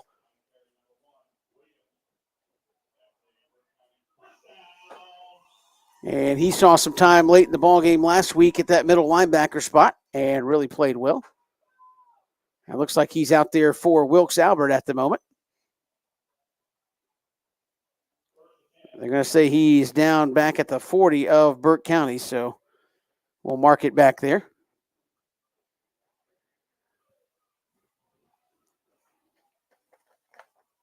So 1st and 10 here for the Bears. Again, their quarterback, Sean Vandiver, 5'10 sophomore. And again, they don't throw a whole lot. Now there's a timeout called for by Franklin Stevens. We'll step aside, and we will take a timeout with him here on WatchBCSports.com. The honor The heritage, the tradition of excellence. The home for Benedictine Cadets football is WatchBCSports.com. All the games, play-by-play, and in-depth analysis. Home of the Danny Brit Show. Be a part of the action as your Benedictine Cadets take the field in their quest for yet another championship. On the official home of the Cadets, WatchBCSports.com. And look for us on Facebook and Instagram at WatchBC Sports. Coming out of the timeout, it's going to be 1st and 10 for the Bears on their own 40-yard line.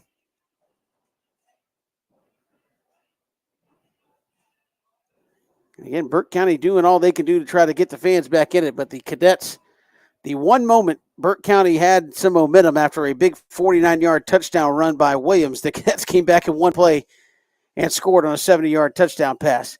And the Cadets string that out. And that is going to go for a loss of 5. Back to the 35. Number 21, Jeremy Richardson tried to turn the corner. We talked about that. You just can't consistently do that against the Cadet defenses. Seemingly not since Danny Brit's been around. You try to go sideline to sideline, and the Cadets will be willing to do that with you all night long.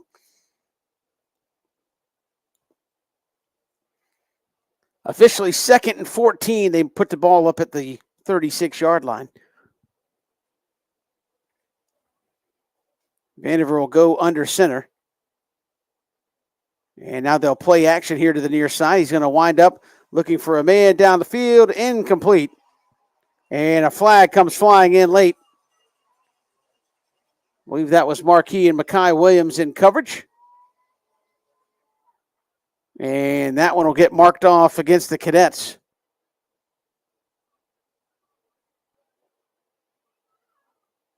And that should give Burke County a first down.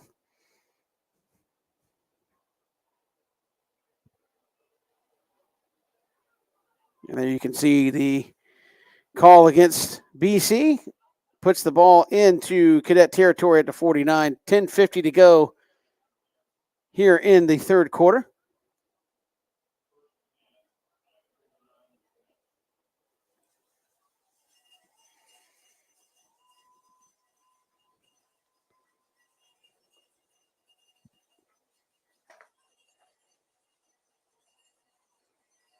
Here's the snap on the little jet sweep. And, boy, Williams really running hard. Up the right sideline he goes. And knocked out of bounds just outside the 15. Mackay Williams also in there on the play. Looks like Caden Johnson. And it'll be first down at the 17-yard line for the Bears.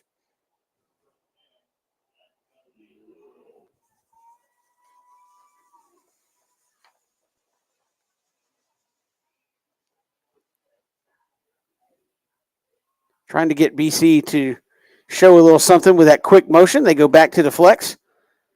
And Vandiver on the end around and going nowhere is number 16, Jensen Brantley. Trammell, third Scroggins in there to help bring him down for the Cadets defensively.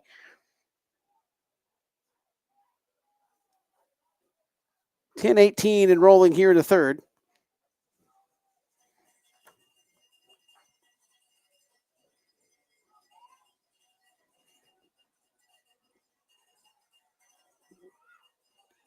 The play to the end zone. No, out of bounds. Excellent defense, Antonio Hansen, man. They were looking to go into that back corner as they ran a receiver down that right side.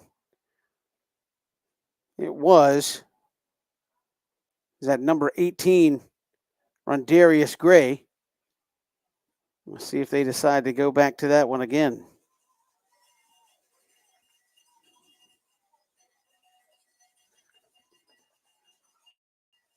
.59 here in the third. And a little counter. And Burke County going to get inside the 15, down towards the 10. BC stacking them up, second effort. Going to be awfully close to a first down. That was Richardson for Burke County. Are they going to give it to him? Look, I think he's going to be short. It's going to be fourth down. Fourth down, they need a yard, so maybe a play of the ball game here for Burke County here in the third. If BC can get off the field here.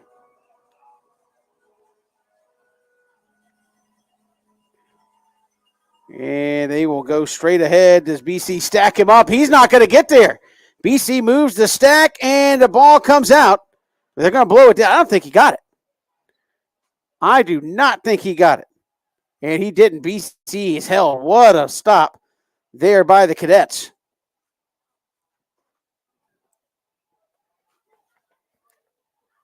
And if you're Burke County, that was the drive you wanted coming out of the locker room. The Cadets hold at the 8-yard line.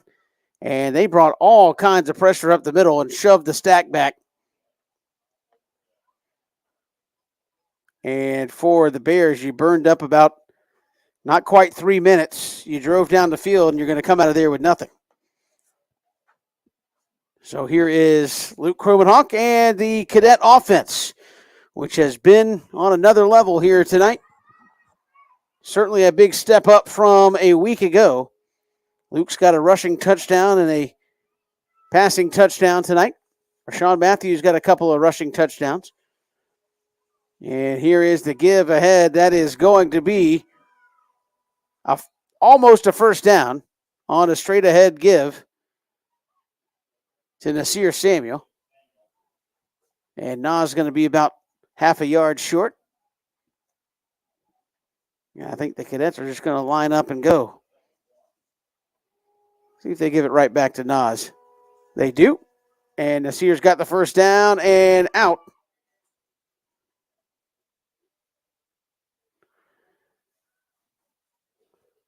Across the 20. They'll mark him down at the 23-yard line. 1st and 10 here for BC.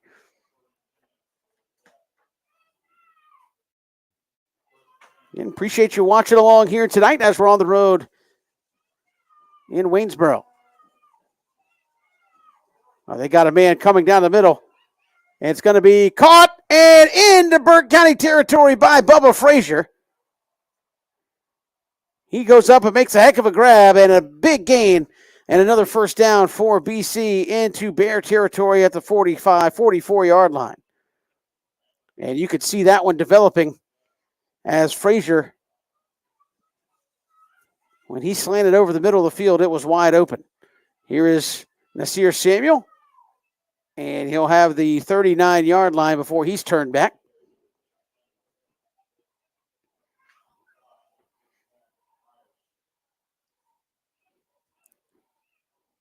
Again, this is one of those games where you feel like maybe the Cadets wanted to come out and make a statement. We talked to Coach Brit earlier in the week and said, hey, I was talking to the seniors and said, hey, you're running down the gauntlet here of the regular season, trying to set yourself up for another run. Can't play the way you played last week. Here's Luke going to keep it. Turn the corner, and he will be short of a first down, but awfully close. It'll be 3rd and short.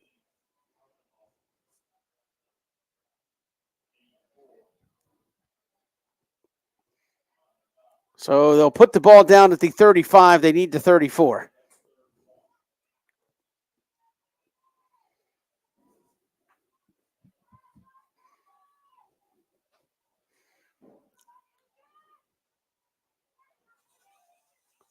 Here's the give straight ahead. That is going to be stopped, and a false start against BC.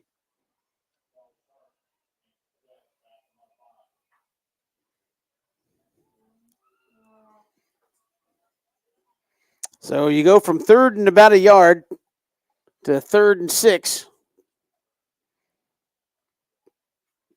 Again, Cadets need to hit the 34-yard line.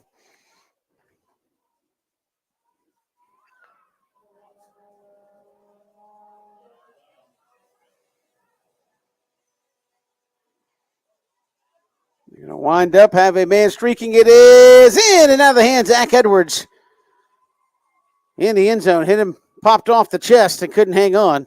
And it'll bring up 4th down. Now if you're the Cadets, They got the kick team lining up over there. Do they go for it? They're going to run the kick team out. This will be an extremely long field goal, but again, they're going to punt it. I know sometimes Coach Brit will try a real long field goal, and if it gets to the end zone, it's a touchback anyway. So kind of the same as a punt, but they'll let Ferguson boot it this time. And Gray is back deep for Burke County. A high hanging punt that's going to come down, and BC will touch it up there at the 11-yard line. Touched up by Caden Johnson, and Burke County will take over there. So Cadets burned about 3 minutes off the clock. Didn't score, but able to pin the Bears back deep once again as they are up big here in the third.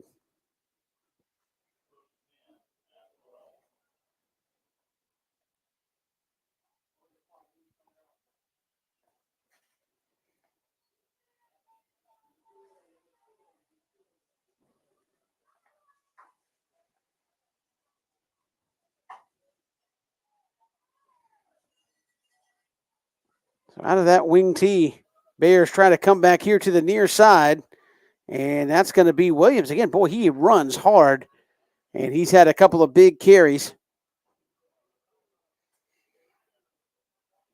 He had the big, long touchdown run, but the Cadets have had kind of the most trouble taking him down here tonight.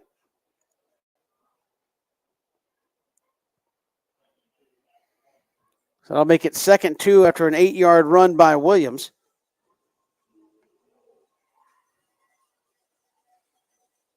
Same power kind of look here for Burke County. They'll counter it up inside, and that'll be another first down for Burke County. But the Cadets, I would imagine at this point, you're content to let Burke County do this all night long because you're going to burn up a bunch of time trying to grind this thing down 3-4 yards at a time. Even if you're able to pop one for 10 or 15 every once in a while, it's going to take you a while to move. They're very deliberate, as you can see.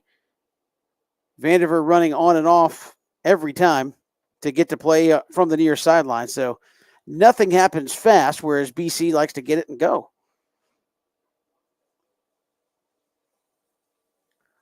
Coming back near side, Cadets will stack that up. Looks like Mackay Williams, Larson Little, first couple of guys to stick their hat in there. Haven't seen a lot of Wilkes Albert here in the second half. We'll talk to Danny Brit about that. You've got Trammell in there. He's, again, getting a lot of snaps and really playing well.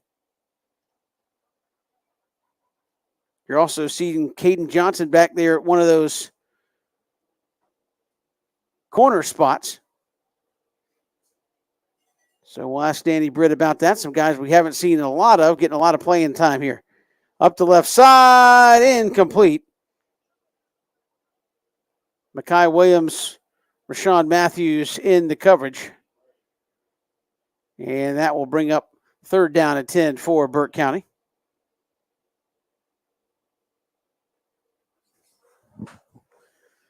So a couple guys, as we mentioned, getting some big snaps here on defense.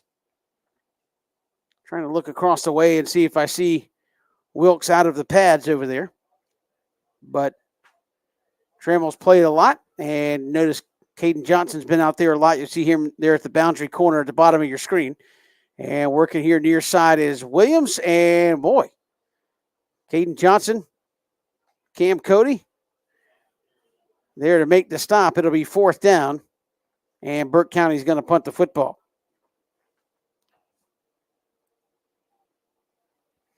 So a good stop there by the Cadet defense once again.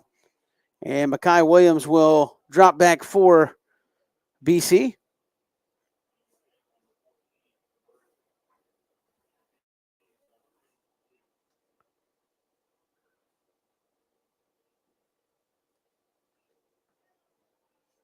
Mackay will take it at the 40, 45, and he's going to get stacked up right there. So great field position here for the Cadets. Again, good to have you along here on WatchBCSports.com, one of our first couple of video broadcasts we've been able to do. Again, per the cadets, no video at home, so the road games were excited to bring you some of the video coverage there as well.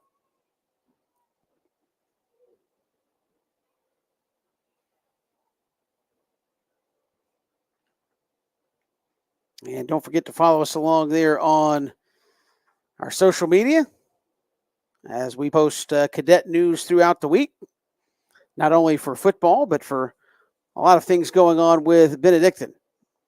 Straight ahead give, going to get a couple out to the 47-yard line. That was Nasir Samuel. DeBerry Green going to come in as you see Nasir run off.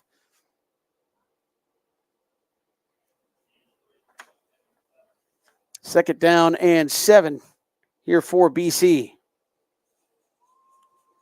They'll give it to DeBerry. He'll pop inside and get into Burke County territory at the 49.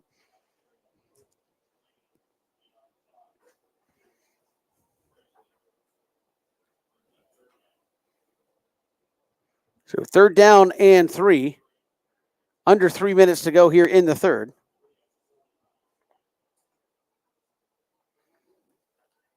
And now you see BC a little bit more deliberate. And here's the give inside. And boy, look at those feet grinding. DeBerry Green off the left side. Get a couple. It'll bring up fourth down. And let's see what the cadets decide to do. Are they going to punt the football?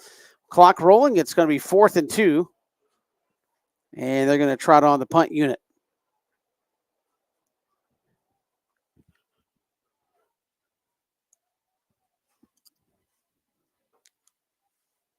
So 3 runs and they punt the football. But again, you're playing field position up big against Burke County. So most important thing is that clock just keeps rolling.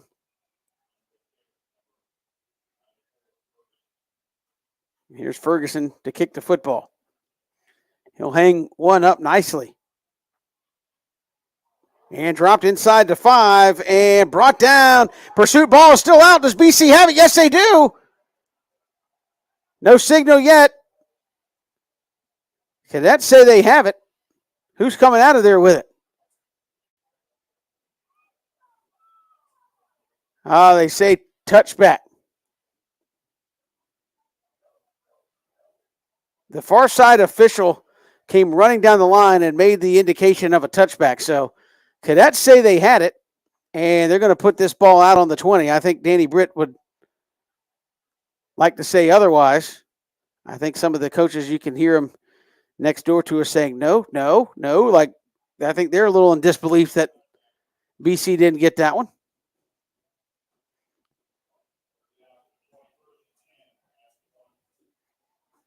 So Burke County going to take over 1st and 10 from their 20. That ball came loose. And anytime you try to field those things inside the 10, it gets a little interesting. I think you see a couple of guys out there trying to plead their case with the officials out there. 31-7.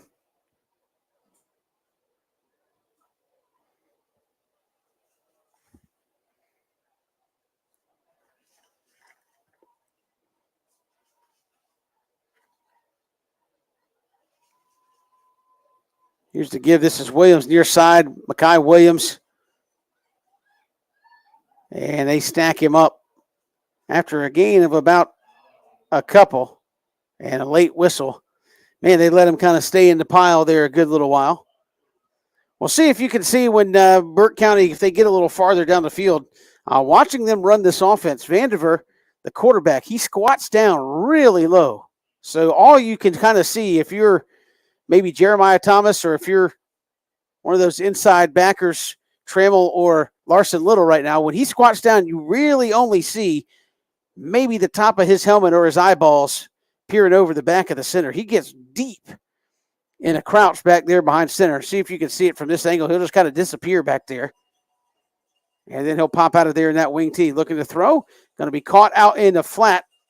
And that's going to be close to a first down out at the 30-yard line. But one of those quarterbacks you see squat really low, and you see him coming here at the bottom of your screen near side, kind of smaller and shorter in stature. He's listed at 5'10", 160, but I guess when you're out next to some of those guys, but slender build, and when he squats down, you just lose him back there.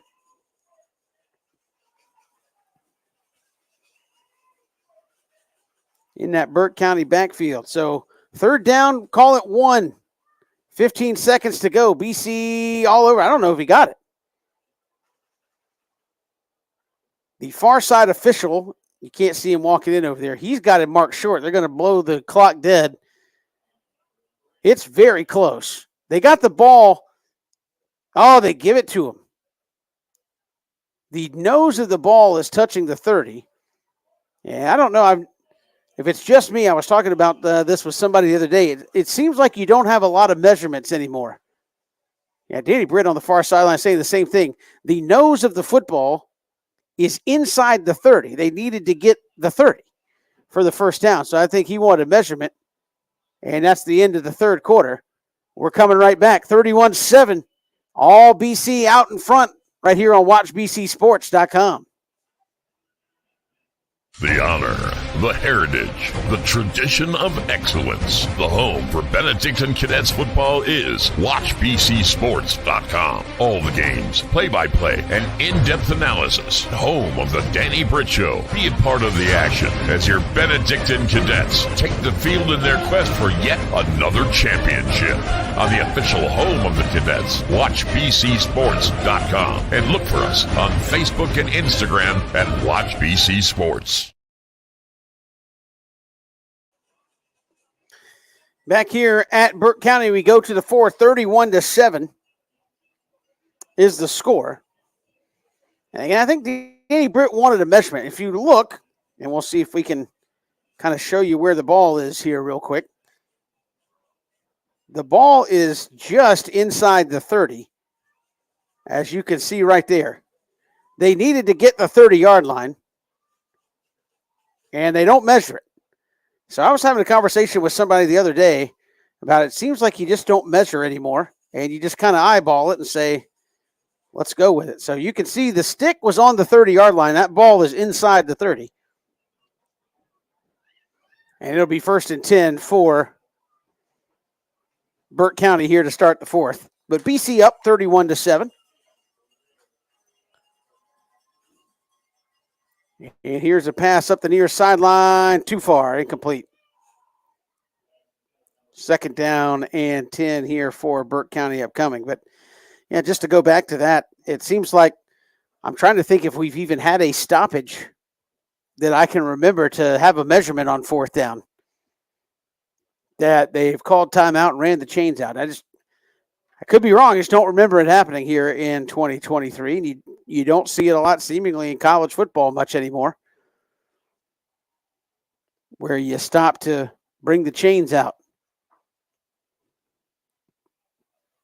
Lose some of that 3rd down drama sometimes on the measurement when they pull the chains tight. Oh, BC all over the place. Absolutely swarmed under. What a great bull rush that time by the Cadets, and whoever hit him is still down for BC. And they're going to have to bring on the trainers. Trying to see who that is. Was that 3rd Scroggins? And he took over the game late. No, it's not their 3rd. Standing up. Who is that? Is it Bryce Baker?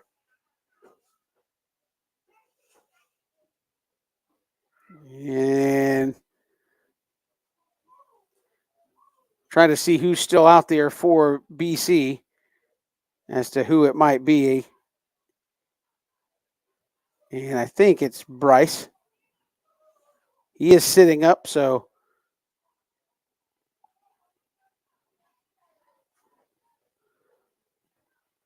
and it is Bryce. He appears to be all right.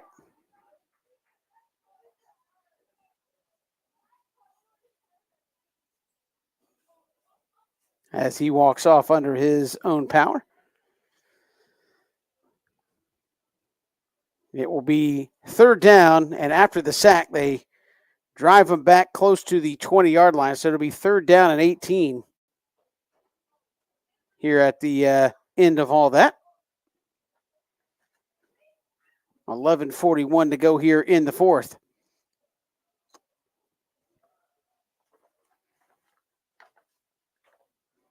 This was a point of contention with this BC defense last week in New Hampshire. They got the Phoenix in 3rd and forever 3 or 4 times and allowed big plays to New Hampshire. Here's a throwback screen underneath as they work near side. Another broken tackle up the left side. This is Williams. He cuts back inside, got a lot of room to run, and he's going to go to the far corner of the end zone. And what were we just talking about? 3rd and 18 and a 78-yard touchdown run to Williams here in the 4th quarter.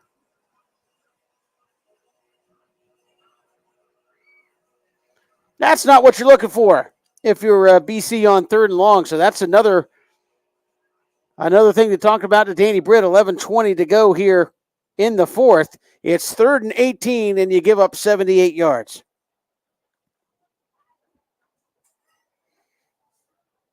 And it looks like Burke County might try to go for 2.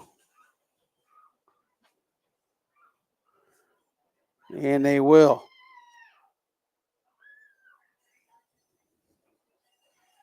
So Burke will go into shotgun. I don't think they have the right personnel. And are they going to call timeout on the extra point? They are. So Franklin Stevens and company have to burn a timeout. Burke was not lined up. They ran a man on late and then turned him around and brought him back off. And I don't think they were lined up correctly. We'll step aside here before the 2-point conversion. This is Cadets Football. Watch bcsports.com. You know, Christian, after a day of the hottest sports in town, sometimes you just gotta unwind. Yeah, Kevin, and the perfect place to do it, Cool Vibes Pizza and Wings. That's because Cool Vibes offers delicious pizza, wings, sandwiches, and salads, all with a Jamaican Caribbean island twist. And the atmosphere is 100% kickback. No worries, man. Plus, they're the home of the Oxtail Pizza. Cool Vibes Pizza, 4501 Montgomery Street, Savannah. That's coolvibespizza.com. Cool with a K. Come on and unwind at Cool Vibes. Extra point upcoming. Burke's going to go for 2. Had to call timeout. And again, Amir Williams, 78-yard touchdown run. He had a 49-yarder earlier in the ball game, and now a 78-yarder, and that was on 3rd and long. You know, that's kind of sticking in Danny Brit's craw a little bit as the Bears are going to go for 2. Out of the shotgun. Here's Vandiver, who rolls right, has a man, caught it and runs it in there for the conversion, and it's 31-15. And Burke County has drawn a little closer with 11:20, so you're not there yet if you're BC. Need to burn up some clock, maybe put a few more points on the board. Still 11:20 to go in the 4th.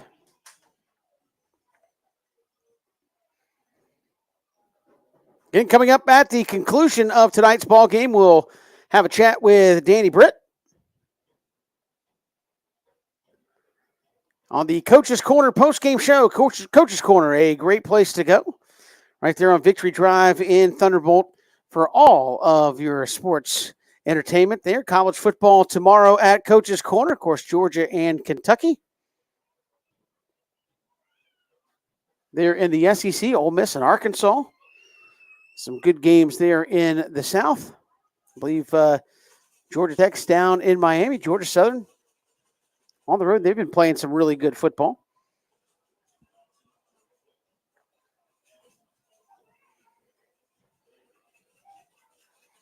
And again, we will chat with Danny Brit on the Coach's Corner postgame show.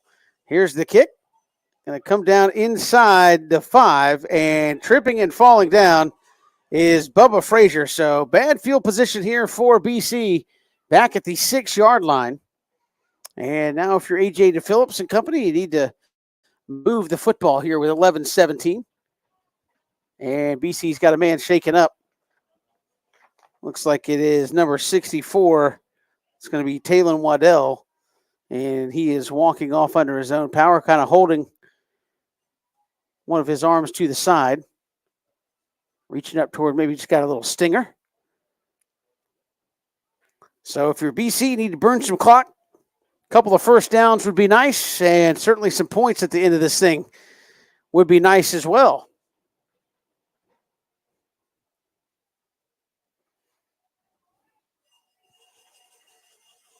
Cadets ready to go. Again, they jumped up 17-0 in this one. And we're up big at half. You hope to avoid that complacency bug. And here's a little dump out in the flat, and they're going to get it's complete, and they're going to lose. They're going to give him forward progress back to the 6. That was LaDon Bryant. They shoved him back, read out the little bubble screen there. And LaDon really had nowhere to go, but no gain on the play. 2nd and 10. Clock will keep running. And again, dangerous spot here. You don't want to get too crazy if you're BC, but you also like to get it out of here and get a first down. Give straight ahead. That's going to get up close to the 10, so maybe 4 yards on 2nd down for Nasir Samuel. And you got to get out there to the 16 for a first down. So 3rd down and 6. Need to make something happen here if you're BC offensively. Second half, I don't think he's been going through the motions necessarily, but it's just been, no, you haven't scored. You just seem like you're trying to put the game away and burn up some clock. They haven't had quite the success as they did in first, and Luke's going to get sacked. They give him forward progress up to the 4-yard line, and now they're going to have to punt this thing out of their own end zone. So not an ideal series for BC there.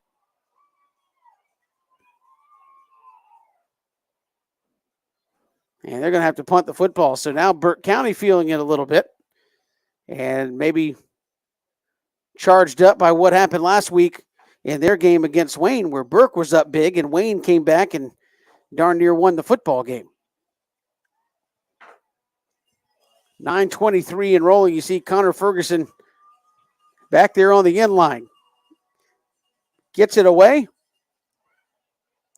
Come down in BC territory. And running here to the near side is Gray and pulled out of bounds at the BC 35-yard line. So great field position here for Burke County. And 9:08, still a lot of time.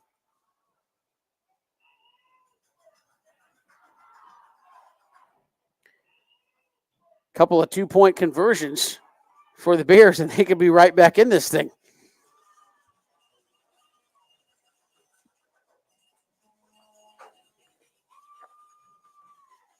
If you score here, Burke County, the 2-point conversion, you're 8 points down on what seemingly for most of the night has felt like a comfortable BC lead.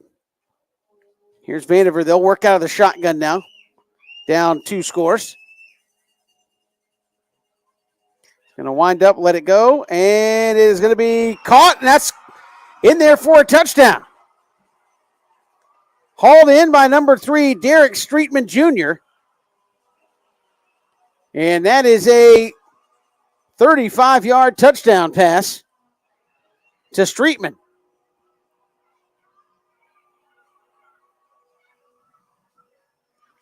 And things are starting to get interesting late here in Waynesboro. Burke County will go for 2. 9:03 to go here in the 4th. And you really need to not let them convert this. It'd be a 10-point ball game if you can keep them out of the end zone here on the conversion and make it a 2-possession game. Here near side, BC pursues, and he's going to get in there. An 8-point ball game, and the Burke County fans are fired up here. And Benedictine, we talked about it in the first half, they're going to have to find a way to answer. 1-possession ball game, 9:03. And 3 minutes ago, game time-wise, you would not have projected or predicted this. It was still 31-7. It's now 31-23 and still 9 minutes to go.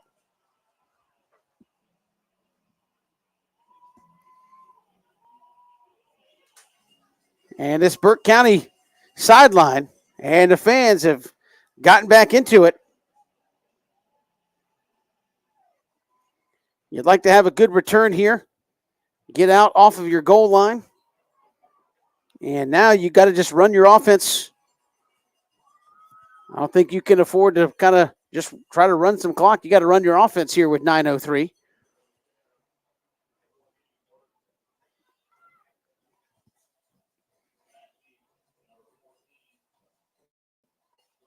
And just like that, that's why Danny Brit keeps preaching that message to his team.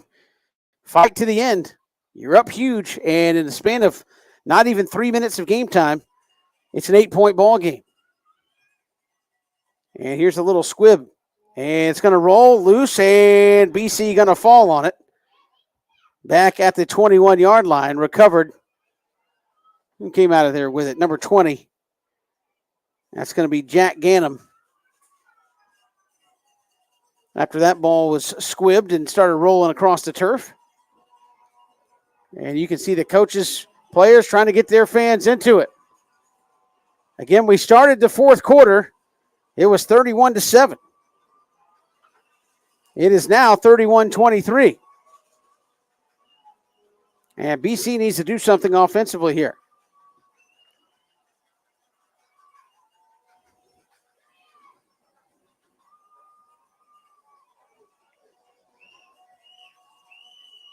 Nasir goes in motion.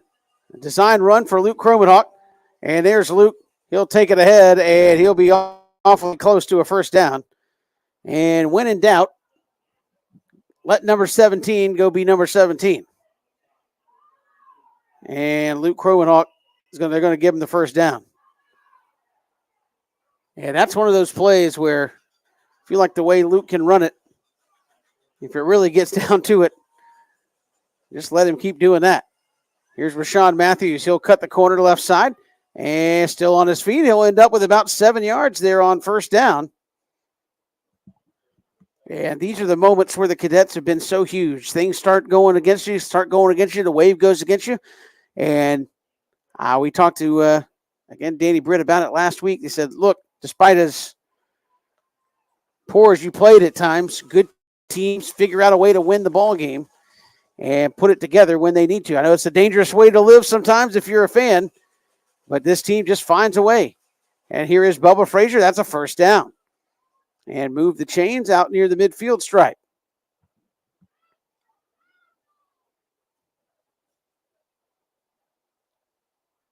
Well, this is just kind of old school BC football from a different kind of formation where they're just, it's a running game and kind of similar to what Burke County is doing is that wing tee. You're just running jet sweeps, quarterback powers, just doing it out of a little different formation here. Clock under 7:50 to go here in the fourth. There's Houston Jackson. He'll get into Burke County territory. Clock will stop as he got knocked out of bounds. It'll be second down, and we'll call it 7.5.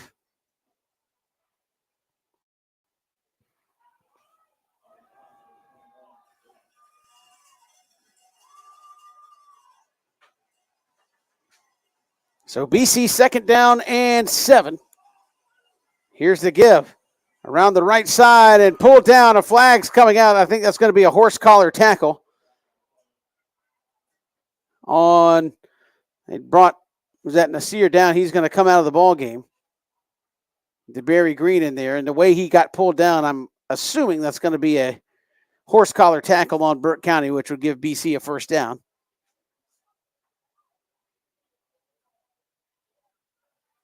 They're going to call a face mask 5-yard variety against Burke County. So not a first down. That'll put it on the 44-yard line of Burke. I will give them a first down.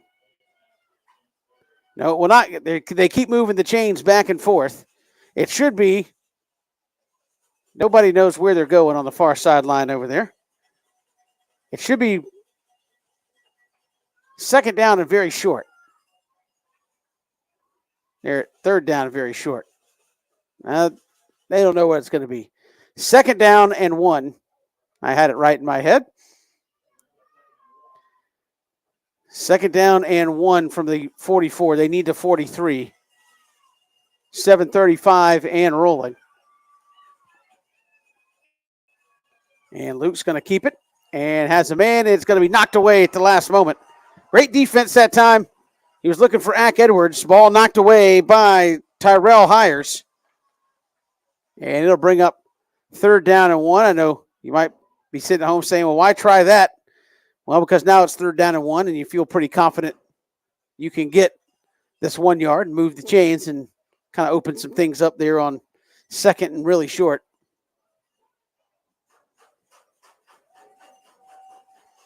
Burke County fans really into it here.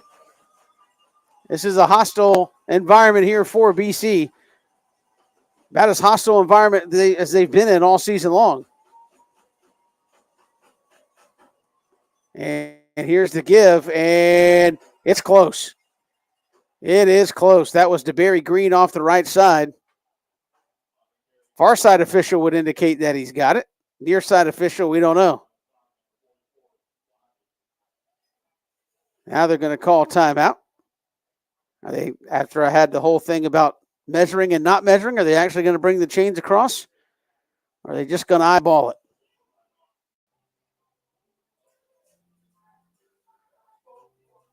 It is extremely close, and they're actually going to measure. So after all that, saying we don't measure anymore, here we go. 7:23 to go here in the ball game, and this would be huge whichever way it goes.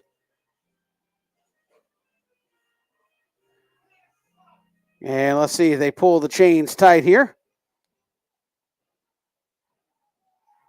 By the nose of the football, you can see it right there, bottom of the screen.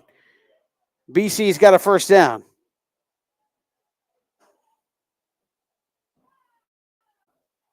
So move the chains there for the Cadets.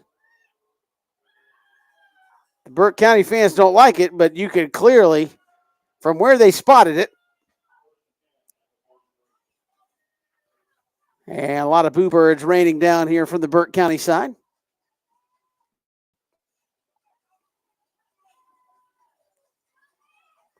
(31-23). 7:23. The clock should roll here off the first down. There it goes.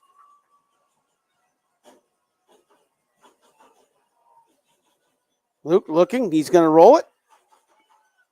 All kinds of time. Now going to wind up and throw deep. And caught. LaDon Bryant's going to run it in for a touchdown. LaDon Bryant. 43 yards. A great grab by LaDon Bryant. And BC answers back.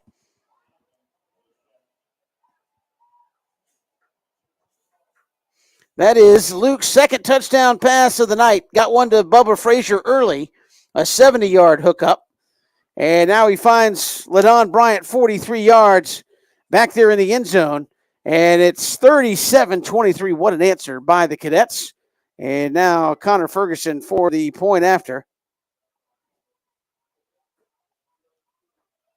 Low snap dug out by Houston Jackson, and Connor puts it through there and good. 38-23, 7:06 to go here in this one. And you are watching WatchBCSports.com. Bowtie Barbecue has always been a work of passion. It takes time, skill, and a blend of perfect temperature, wood, smoke, and meats. We just took it up a notch. Taste the passion. Bowtie Barbecue, 6724 Waters Avenue, Savannah.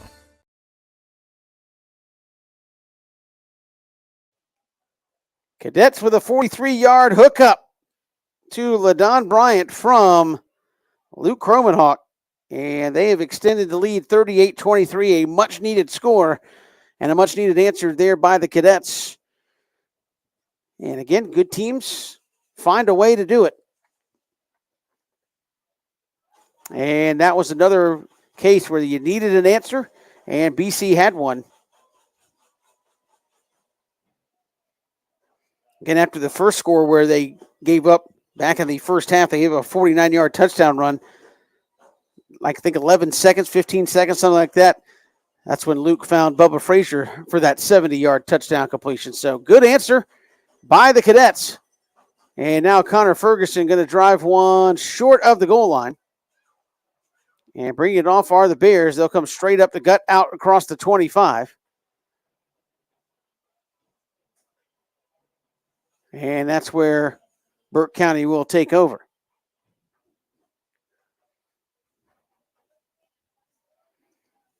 Good to have you along here tonight on WatchBCSports.com. Like and subscribe on the YouTube channel, and you'll get notified whenever we go live for the Friday night ball games. Also, the Thursday afternoon Danny Brit Show every Thursday from Bowtie Barbecue right there near the corner of Waters and Eisenhower. Come out, grab a bite of lunch with us, and talk some BC football on Thursday afternoons, Thursday at noon at Bowtie Barbecue. 7:03 to go here in this one. And it has been a wild fourth quarter. Not much happened in that third, but a little business has picked up here in the fourth. Here's a quick slant pass caught. Nope, they're going to say incomplete, and we'll do it again. 1 second under 7 minutes to go in this ball game. Both teams 6-0 here tonight.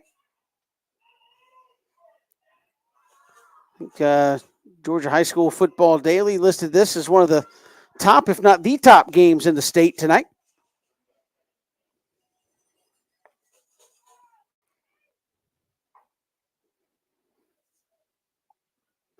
And for a while, it looked like the Cadets were going to run away with it. And good teams do what Burke County has done, and that's keep fighting and claw back in this thing and give the Cadets credit on their last drive for answering back. Here's a big pass up the right side, going to be caught and running at the 15-20, and that's going to go all the way for a touchdown. Goodness gracious, 2nd and 10, and you give up a 75-yard touchdown pass. That's number 12, Aiden Norwood. And we're just running up and down the field at this point. That's Norwood with a 70-yard touchdown pass. And so here in the fourth quarter, we had no scores in the third. And here in the fourth, we've had a 78-yard touchdown, a 35-yard touchdown, a 43-yard touchdown, and a 70-yard touchdown between BC and Burke County. So, and now Burke's going to kick the extra point. Snap, kick is up, and it is good. 38-30, and we're right back at an 8-point ball game, and still a lot of time. 6:49 to go. That possession took less than 20 seconds for Burke County. We're coming right back here on WatchBCSports.com. The honor, the heritage, the tradition of excellence. The home for Benedictine Cadets football is WatchBCSports.com. All the games, play-by-play, and in-depth analysis. Home of the Danny Brit Show. Be a part of the action as your Benedictine Cadets take the field in their quest for yet another championship. On the official home of the Cadets, WatchBCSports.com. And look for us on Facebook and Instagram at WatchBCSports. 38-30.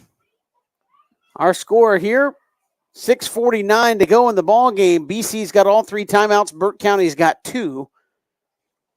And the Cadets lead it by 1 full possession here. Business is picked up in the fourth quarter. Again, the shortest touchdown in the fourth quarter is a 35-yarder by Burke County. And they'll squib one here short, and Burke County's going to come up with it.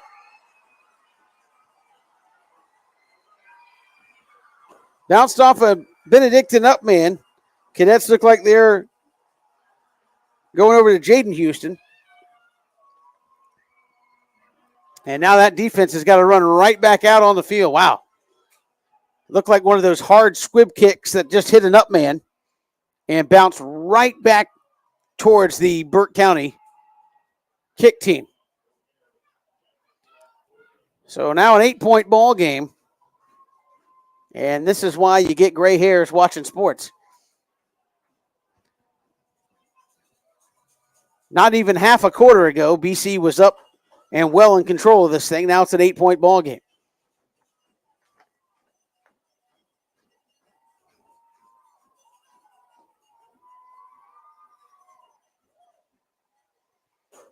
(38-30), 6:47 to go in the ball game. Here's a pass over the middle, incomplete. Great defense by Bryce Baker.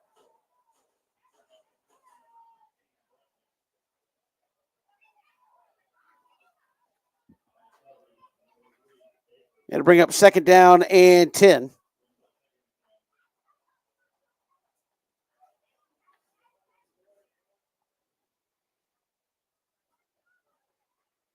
.643 clock stops here on the incompletion.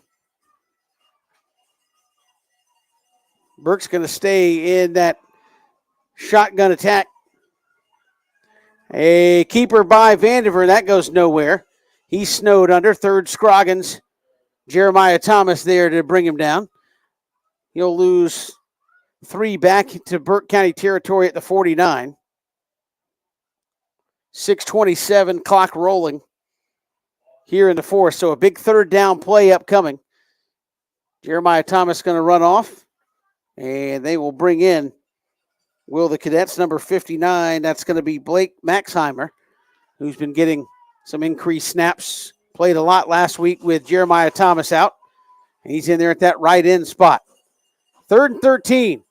Looking here to the near side. That's going to be caught and driven back. And they'll stop the forward progress up here at the 46-yard line. That'll bring up 4th down. Clock continues to roll at 5:47.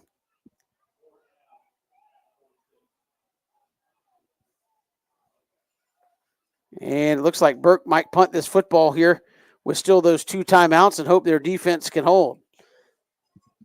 4th and 8. They got Blake Burden back to punt this football.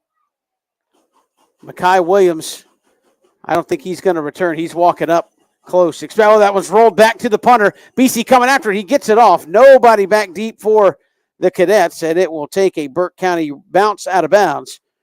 And I think BC wasn't going to take a chance with bobbling the punt in this situation. And Makai Williams, towards the end of that sequence, came way up near the line of scrimmage. 1st down and 10 here for BC. They're going to say it bounced out at the 13.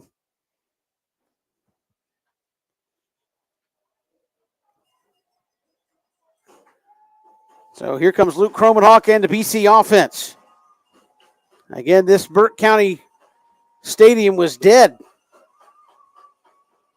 15-20 minutes ago when it was 31-7. Here's the snap, inside give, and maybe a yard for Nasir Samuel. They'll give him maybe a half yard up towards the 14. Clock continues to roll inside 5 minutes to go here in this one. And if you're BC, you may not want to with that clock rolling, but I think you got to try something downfield a little bit and see if you can't pick up a 1st down, force Franklin Stevens to use one of those 2 timeouts. Luke's going to roll here to the near side, looking, and he's going to be brought down. Ball is out, and it's still loose. And I'm going to say BC got it back over at the 10. So things go from bad to worse. It's going to be 3rd and about 13 or 14. Clock continues to roll. No stoppage by Burke County yet. 4:04, 4:03, 4:02. And you're just having trouble getting guys open downfield right now.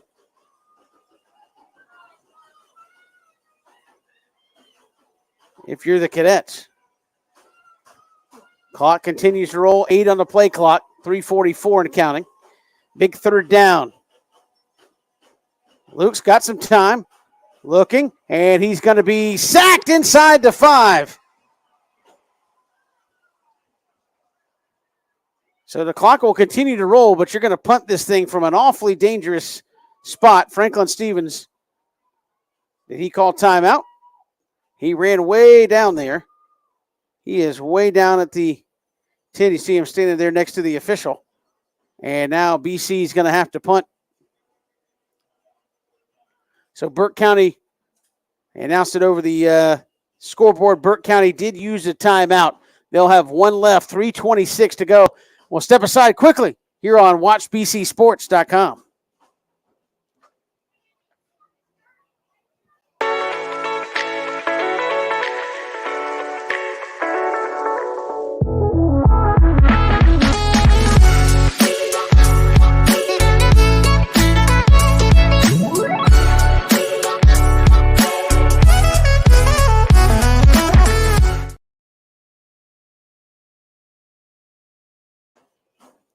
(38-30) BC up by a full possession. So while Burke County has come back, they cannot take the lead. They can only tie it, and they'll have to score and get a 2-point conversion. But you can see right here, Cadets are backed up about as far as they possibly can be. Connor Ferguson way back there on that back end line. Be nice to uncork one here. Gets a good snap.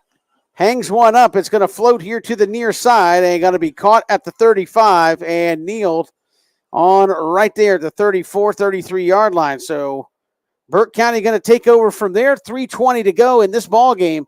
Only one timeout for the Bears. BC's got to keep them out of the end zone. It's that simple.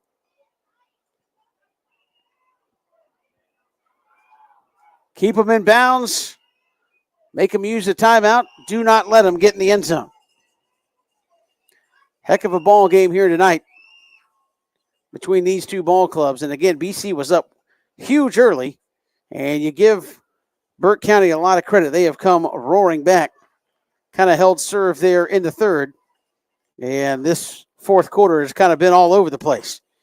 1st and 10, 3:20 left in this one. Over the middle and caught wide open. That's a first down and tripped up.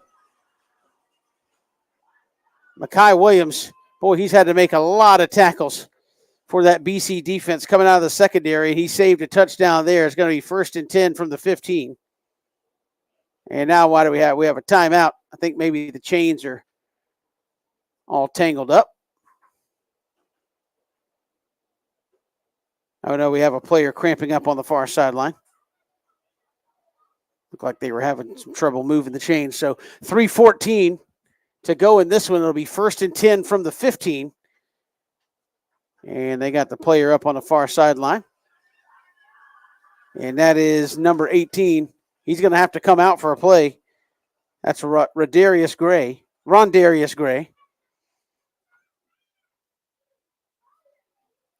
1st down and 10 from the 15. Again, if you're the Cadets, been in these situations before. Last year, state championship. A team that liked to power run the football, getting down deep late, had to keep them out of the end zone. You were able to do it. They're going to need to do it again here. 1st and 10. Underneath, almost intercepted. Was that caught? Yes, it was. Great coverage by Makai Williams. And it's going to be caught at the 8. It'll be 2nd down and 3. More importantly for the Cadets, the clock continues to roll here as Burke County not using their timeout. 2:36 and rolling. And now if you're Burke, you kind of have the whole playbook. Got that timeout. Here's Vandiver all by himself. Design QB keeper and going nowhere. He is brought down and sacked. That's going to be Arion Guyton. And Guyton will push him back across the 10 to the 12. So it'll be 3rd down and 7 here for Burke. Clock continues to roll. 1:57, 1:56. Burke with just a one timeout. BC's got all 3 of theirs.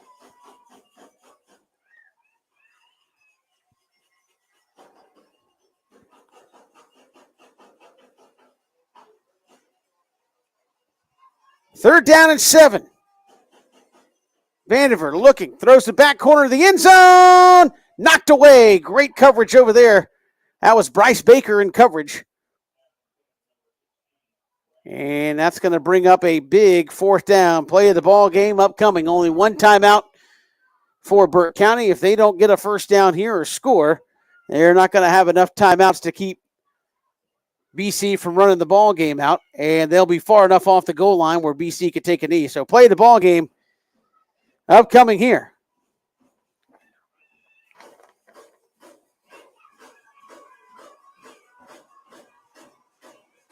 A minute 31 left to go in this one, but here's your ball game right here.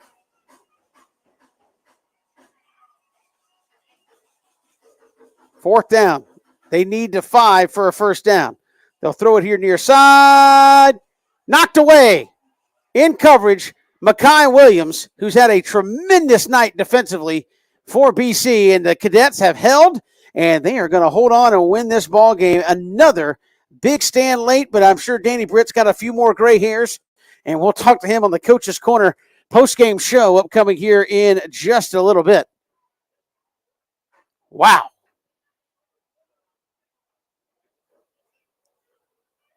We'll name our Cool Vibes Pizza Player of the Game.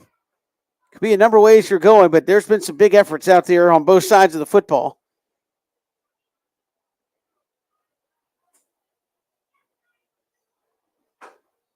Luke Crowenhawk, a couple of passing touchdowns. Rayshawn Matthews, a couple of touchdowns early in the ball game.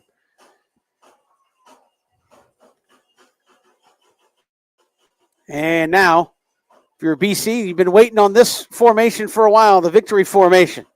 Only one timeout for Burke County, and Luke will take a knee as they come busting through the line. And let's see if Franklin Stevens uses that last timeout. Nope, they're going to let the clock run. He may take it on second down. They're trying to knock the ball loose, for sure. A minute 8 and counting, 25 on a play clock.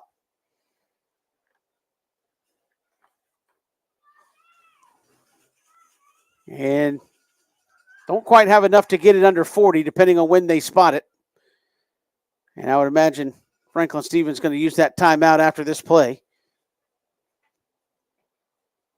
Don't want to go to the house with one. And there's a knee.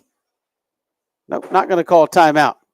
Hard-fought ball game by both teams. Burke County would not go away. We'll talk to Danny Brit on a post-game show as you see BC going to line up. Burke County not going to stop it. And what an unbelievable football game between two undefeateds. BC's going to stay undefeated, 7-0. It wasn't easy. They were up 31-7 to start the fourth. They win it 38-30 to finish one up here in Waynesboro. It wasn't easy, but BC going to get that win 38-30 tonight, and they stay to 7-0. Burke County will fall to 6-1. BC improves to 2-0 in region, and Burke County goes to 1-1 in region play. Cadets will be at Southeast Bullock coming up next week. We'll come back. We'll have the Coach's Corner post-game show. We'll name our Cool Vibes Pizza Player of the Game, and we'll have a conversation with Danny Brit here on WatchBCSports.com. When it comes to blocking all the obstacles that life throws your way, let Bernard Williams and Auto Owners Insurance help you dodge the hits, analyze the playing field, and run the ball all the way home. We shield you so you can have peace of mind when it comes to auto, home, life, or business insurance. As one of the oldest and most respected independent insurance agencies in the Southeast, we know what it means to stand behind the people we protect head on. We also know that every play needs a plan. And if you're running with the best of them, you need the experience of a company that's been around since 1934. Bernard Williams and Auto Owners Insurance proudly support our players and coaches because we know what it takes to build a winning team that you can count on when the game gets rough. Bernard Williams Insurance and Financial Services. Trust in the power of the Shield since 1934. For more information, go to thepoweroftheshield.com. Bowtie Barbecue has always been a work of passion. It takes time, skill, and a blend of perfect temperature, wood, smoke, and meats. We just took it up a notch. Taste the passion. Bowtie Barbecue, 6724 Waters Avenue, Savannah. You know, Christian, after a day of the hottest sports in town, sometimes you just gotta unwind. Yeah, Kevin, and the perfect place to do it, Cool Vibes Pizza and Wings. That's because Cool Vibes offers delicious pizza, wings, sandwiches, and salads, all with a Jamaican Caribbean island twist. And the atmosphere is 100% kickback. No worries, man. Plus, they're the home of the Oxtail Pizza. Cool Vibes Pizza, 4501 Montgomery Street, Savannah. That's coolvibespizza.com. Cool with a K. Come on and unwind at Cool Vibes.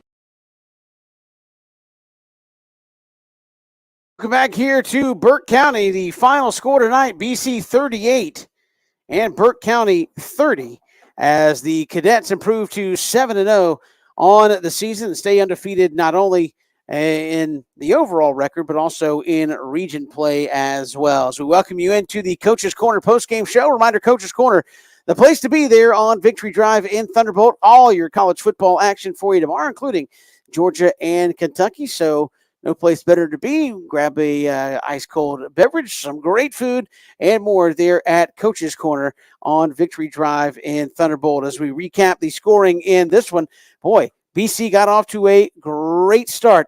Rashawn Matthews, a 7-yard touchdown run after an 80-yard Bryce Baker touchdown or a kickoff return to start the ball game. Set up 3 plays. BC goes in 7-0. You're thinking, man, what a great start for the Cadets right out of the chute. Then 3 and out. BC gets the ball back, a short field position. They go right down the field again, and just a handful of plays. And Rashawn Matthews again, 3 yards for the touchdown. And BC's up 14-0. After yet another 3 and out, Cadets get the ball back. After a modest drive, Connor Ferguson tacks on a 43-yard field goal. And just like that, with 3:12 to go in the first, Cadets are up 17-0. You're thinking, hey, BC is well on their way here in this one. We go to the second, and Burke County finally gets on the board with 5:39 to go in the second. It was a Amiri Williams 49-yard touchdown run to get Burke County on the board, make it 17-7. We talk about BC's ability to answer. They came right back in less than 15 seconds. 70-yard touchdown pass from Luke Kromenhoek to Bubba Frazier, and BC goes right back up 24-7. BC gets another stop, puts together about a 3-minute drive to close the half, a 1-yard Luke Kromenhoek touchdown run with 36 seconds left in the first half, made it 31-7 BC, and you're thinking, man, Cadets are going to come out, put another score on it, and this thing will be history, and it'll be walking into the sunset, going to 7-0. Back and forth ball game. Cadets really didn't do a whole lot in the third quarter. Burke County kind of went back and forth field position with them, started to push BC a little bit deeper into their own territory in terms of playing on a long field. And Cadets never really could get anything going offensively in that third quarter. Then the fourth quarter got here to us, and just everything busted loose. The Burke County Bears got things going with 11:20 to go in the fourth. So almost as soon as we started the fourth quarter, a 78-yard touchdown run by Amiri Williams, who had 2 long touchdown runs. 2-point conversion was good. It's 31-15. BC comes out, goes 3 and out, gets stopped. They punt it back, and then quickly, with 9:03 to go in the fourth, a 35-yard touchdown reception to Derek Streetman Jr. Made it 31-23 with another 2-point conversion. Good, and all of a sudden it's an 8-point ball game, and you went from well in control to might have a little pucker factor happening there for the Cadets. They responded. They came back in less than 2 minutes, 7:06 to go in the fourth. Luke Kromenhoek finds LaDon Bryant in the back left corner of the end zone for a 43-yard touchdown reception.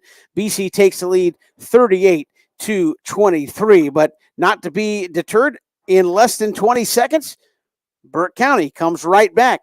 A 70-yard touchdown reception to John Norwood for the Bears made it 38-30 with 6:49 to go. Bears then got an onside kick, drove down into deep BC territory, come up short on fourth down, and the Cadets are able to kneel the clock out with about a minute and a half, 1:40 left to go in the ball game, and that's how the Cadets were able to hold on and keep it a 38-30 victory and stay undefeated here in 2023. We'll still look to have a conversation with Danny Brit up here in the press box following this one. It wasn't pretty at times, but once again, the Cadets found a way to get the job done and get the win. So we'll step aside. We'll come back in just a couple of minutes. We'll name our Cool Vibes Pizza player of the game, and also have our conversation with Coach Danny Brit up here in the press box following this one. Final score tonight, BC 38, Burke County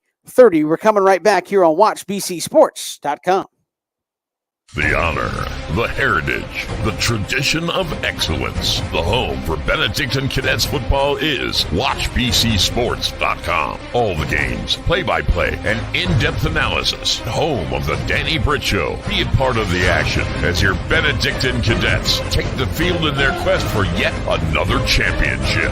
On the official home of the Cadets, WatchBCSports.com. And look for us on Facebook and Instagram at WatchBCSports.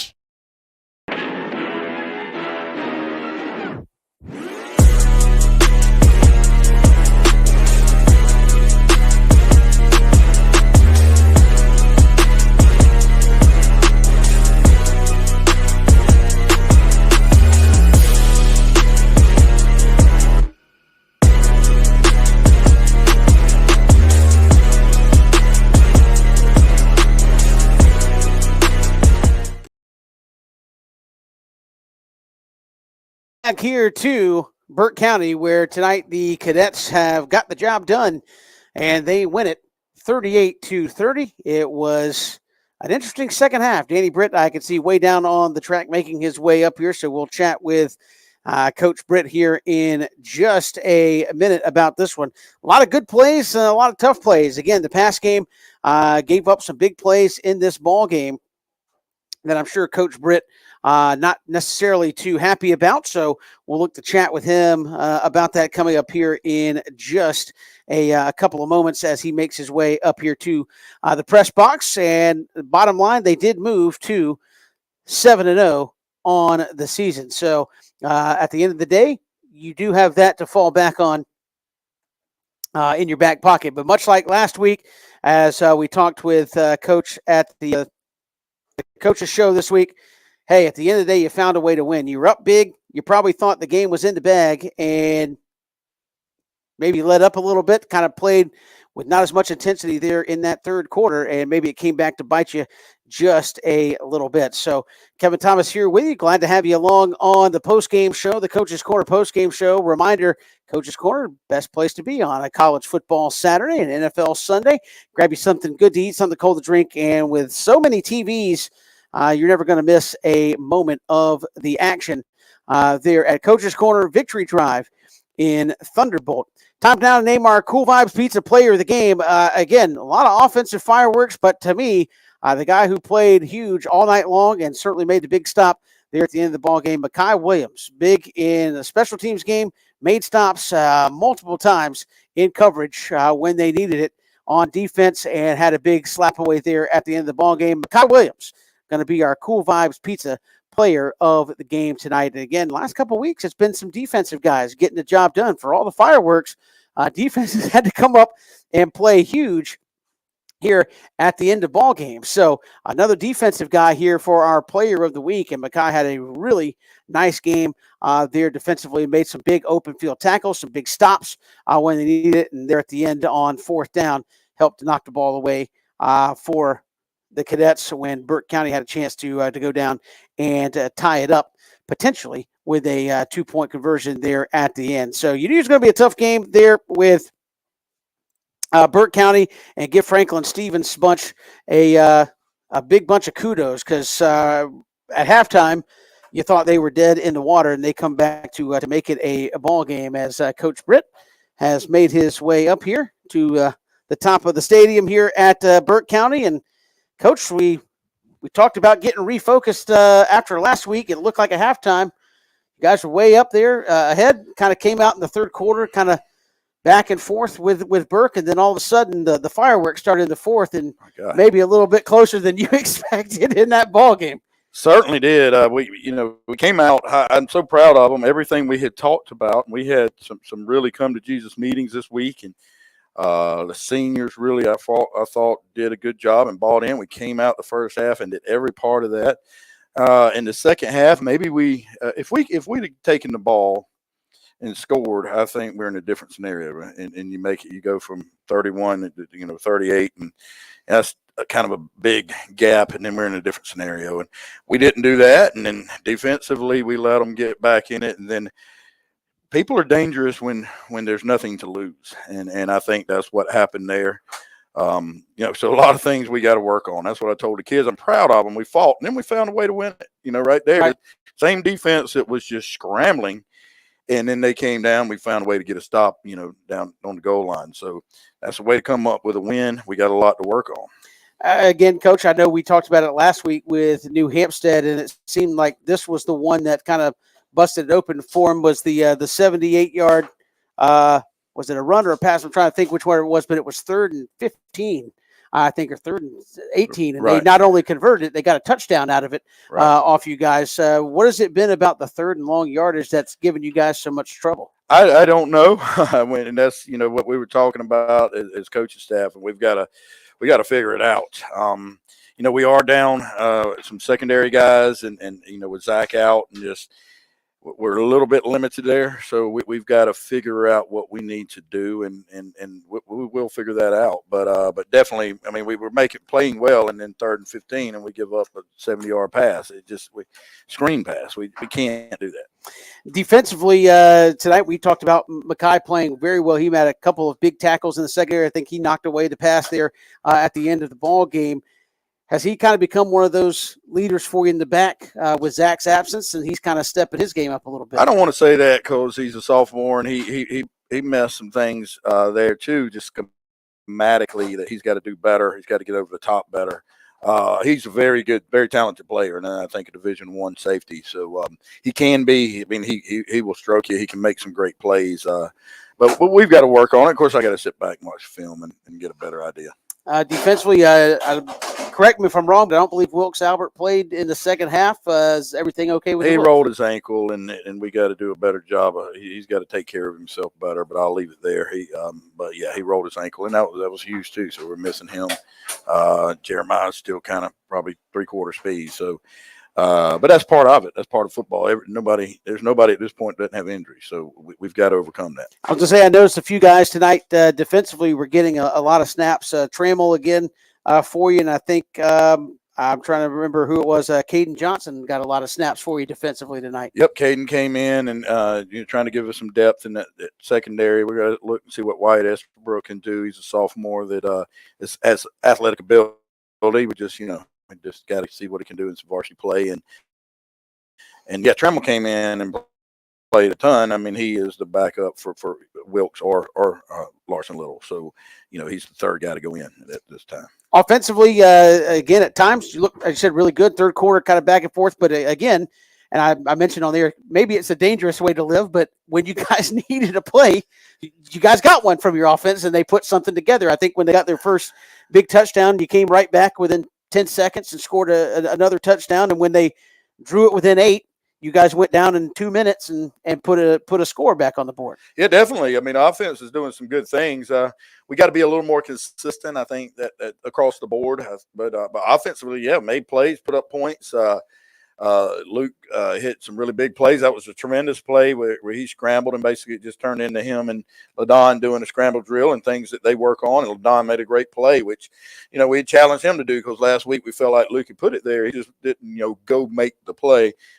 He did it tonight. Yeah, and offensively played really well. Connor Ferguson, I had a long field goal for you, and especially in the ball game, I thought punted for you really well, trying to, as best he could, to get you out from your own end zone. He did. He did a great job, both in kickoff and with all the touchbacks, and then a long field goal, and of course, the punting. He never really punted. It was funny, and then we said, "Well, Luke can do it. I really don't want my quarterback being the punter, And he said, well, I'll work on it. Of course, Coach Pat Parker punted at Georgia Southern. That's what he did. So, he's done a really good job of taking to that as well. And again, at the end of the day, obviously, go watch the tape, some stuff, I guess, to work on. But you're 7-0 at the end of the day. 7-0, and I'm gonna be happy about it and enjoy it. And that's a little much there at the end. I'm getting a little too old for that, but I'm proud of the guys. We found a way to win.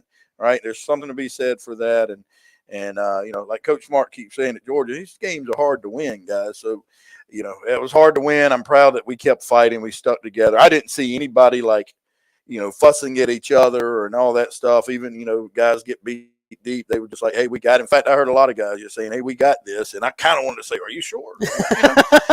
But no, I'm proud of that from the guys. And there's something to be said for that. Yeah, give you some gray hairs. You get to go back home, and then you come almost this far back up here next week, another road trip to Southeast Bullitt.